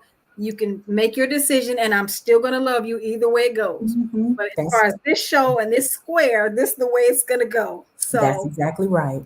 I love it because this is your vision that you've been given, so it should be respected. But at the same time, anyone younger coming in should, quote unquote, understand that they're gleaning something that's going to help them in the long run, their lives for wherever they end up going, however long or short they stay with you. But it's always a seed that's going to be planted to help you be a better person. So I'm gleaning now. I'm glad. Thank you. Definitely. So what role does clean fun, excitement, and inspirational wisdom play in shaping the tone and atmosphere of the show? It plays a big part because, like I said before, clean comedy is important to me. Right. Not only because we have a show that would be dedicated to pastors and their spouses, right? So I have an agreement that I signed with the host of the show that says they're not going to use certain language. I know a lot of language is accepted on television today. I'm a little old school. I think you can make it funny without, the foul stuff. But I will say, this is an adult show. So we go right up to the line. We may say, instead of sex, we may say, get busy, but this is an adult show. Right. And this is a show for consenting adults, right? Where I don't care what you do, how you're an adult, right? But we don't have to be foul about it. So that is important to me, that nobody's embarrassed. One show we did in Myrtle Beach, I had a comedian, I had a few different hosts, and I had this comedian who was the host, and he had done game shows before. It's her first time doing my show. But there was a couple in the audience who was an interracial couple. Now the comedian was white and the couple was black and white. Okay. And so one of the questions, this is when I guess the spouses were in the back. One of the questions was, what's a favorite color for your spouse to wear, for you to see your spouse in, something like that.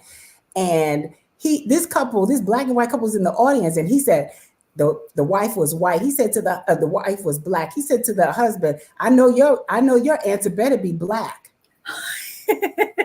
I was mortified. I was mortified. Now, thank God I knew the couple, and he's a pastor. I apologize so much. He was like, Vanita, you don't have to apologize anymore. But again, you never know what the couples are going to say, but my hosts need to be right. And so I didn't know I had to talk about that, but I was like, come on, that was just, I know your favorite color she wears is black. That was so anyway, so it's important for me for people to not come to the show to walk away and ever feel embarrassed, or feel like, it was too, it was too much bad language. That's important to me.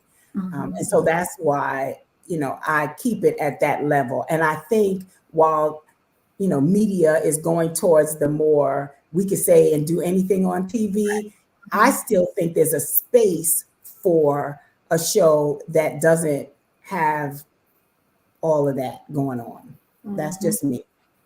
I would tend to agree. I would I'm tend to agree. Okay, good. There's a space for us that we don't have to do that. Yeah, I think there's a space for that. And so that's the space that I want to be in.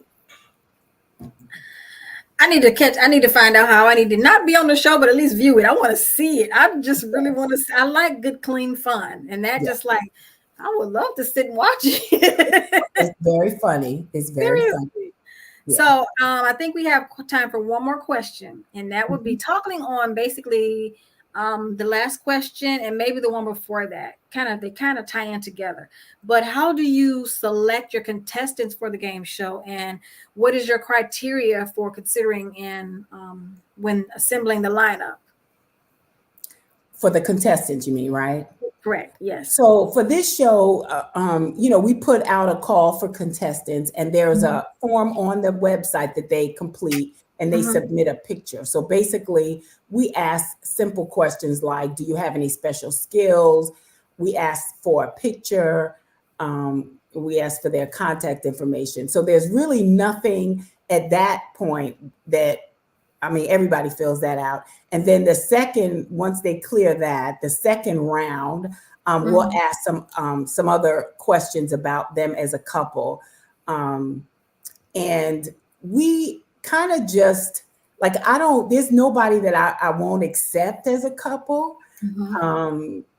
If both parties are willing to be on the show and have a good time, then, I say apply. You know what I mean? So we have 4 couples per show, and this show in Charlotte, we're going to have, of course, 8 couples. And then I need a backup couple for each show because life happens, right? Lives. Right. And if they don't show up, now I need a couple to take their place real quick. So we don't have like a real strenuous process. Like we're not looking for a certain look or, if you look at our past shows, we've had the gamut of couples. So there's no particular, even if one spouse or one partner is quiet, the host will make them be not quiet. It's going to be funny. So it doesn't really matter that way. So we've been really just picking couples as they come. First come, first serve. Get on the show. That's pretty good. I love it. I love everything you're doing.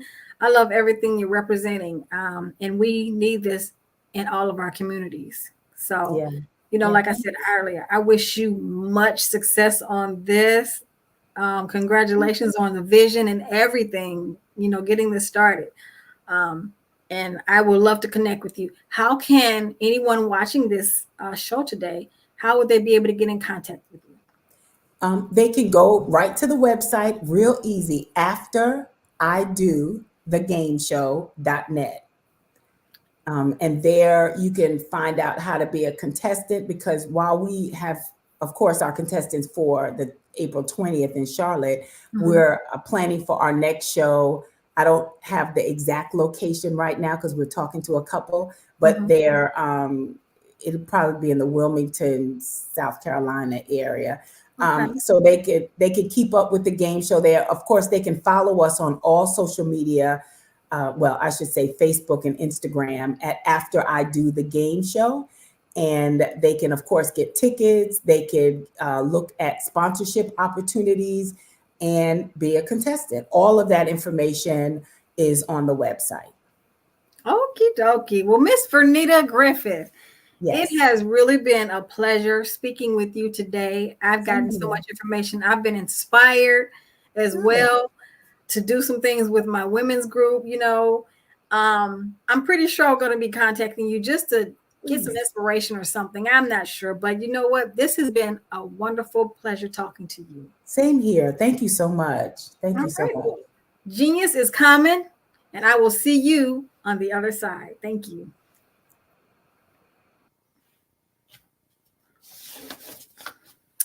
Hello, everyone. How are we doing? Do we enjoy that show? I enjoyed it. So The Black Business Expo's mission is to raise funds for high school seniors. Why are we doing that? So they can go to college or K-12 entrepreneurs. This expo is a fundraiser for students. So you can go to www.blackbusinessexpousa.com to donate to the scholarship fund, or use the Cash App that's on the screen below at $BBXUSA. Our goal is to give laptops and up to $5,000 to 10 students. Students can register online at www.blackbusinessexpousa.com. Every dollar counts, so we want to remind you to donate to the scholarship fund. We want to thank our Black Business Expo USA sponsors for March 2024, and their names are NC 100, Moody Capital Partners, Suede Soul, Lotus Rich Coaching and Training, Carolina, Virginia Minority Supplier Development Council, Step Management, The Hello LLC, Barbara H. Smith LLC, Margie McLean Foundations Incorporated, Genius is Common, Earth Essentials, Mulaney Shiny Global, 5-Star BDM Media, Executive Women's Success Institute, The Quality Coaching Company, Superwoman Business Services, Creative Force Studios, Lee Entertainment, Artistic App Design, Black Business Expo USA.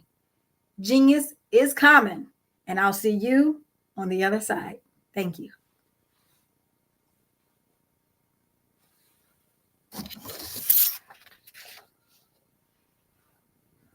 Absolutely. So our coaching program help people that have the lack of time, that lack strategies, and lack the confidence to go after their dream life. So we help them implement tools.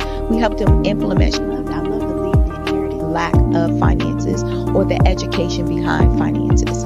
But it wasn't until I lost my firstborn, my only son, that life changed for me. And where I was going after it all, living the corporate life, hit my 6-figure income, and living in my dream house with my dream man, driving my dream car. Wow. I nearly lost it all when I lost my son. And so I realized it only takes one financial catastrophe that can change your entire life. That's what made me start All New Beginnings. Because no matter what's going on in life, there's a new beginning. And because of that, we develop a program called Wise Minded. My little slogan is, don't just dream it, let's live it. If they want to connect with you or work with you, what is the best ways for them to be able to do that? Well, for my social media guru, you can connect with me on every single social media platform as Tanya T. Morris.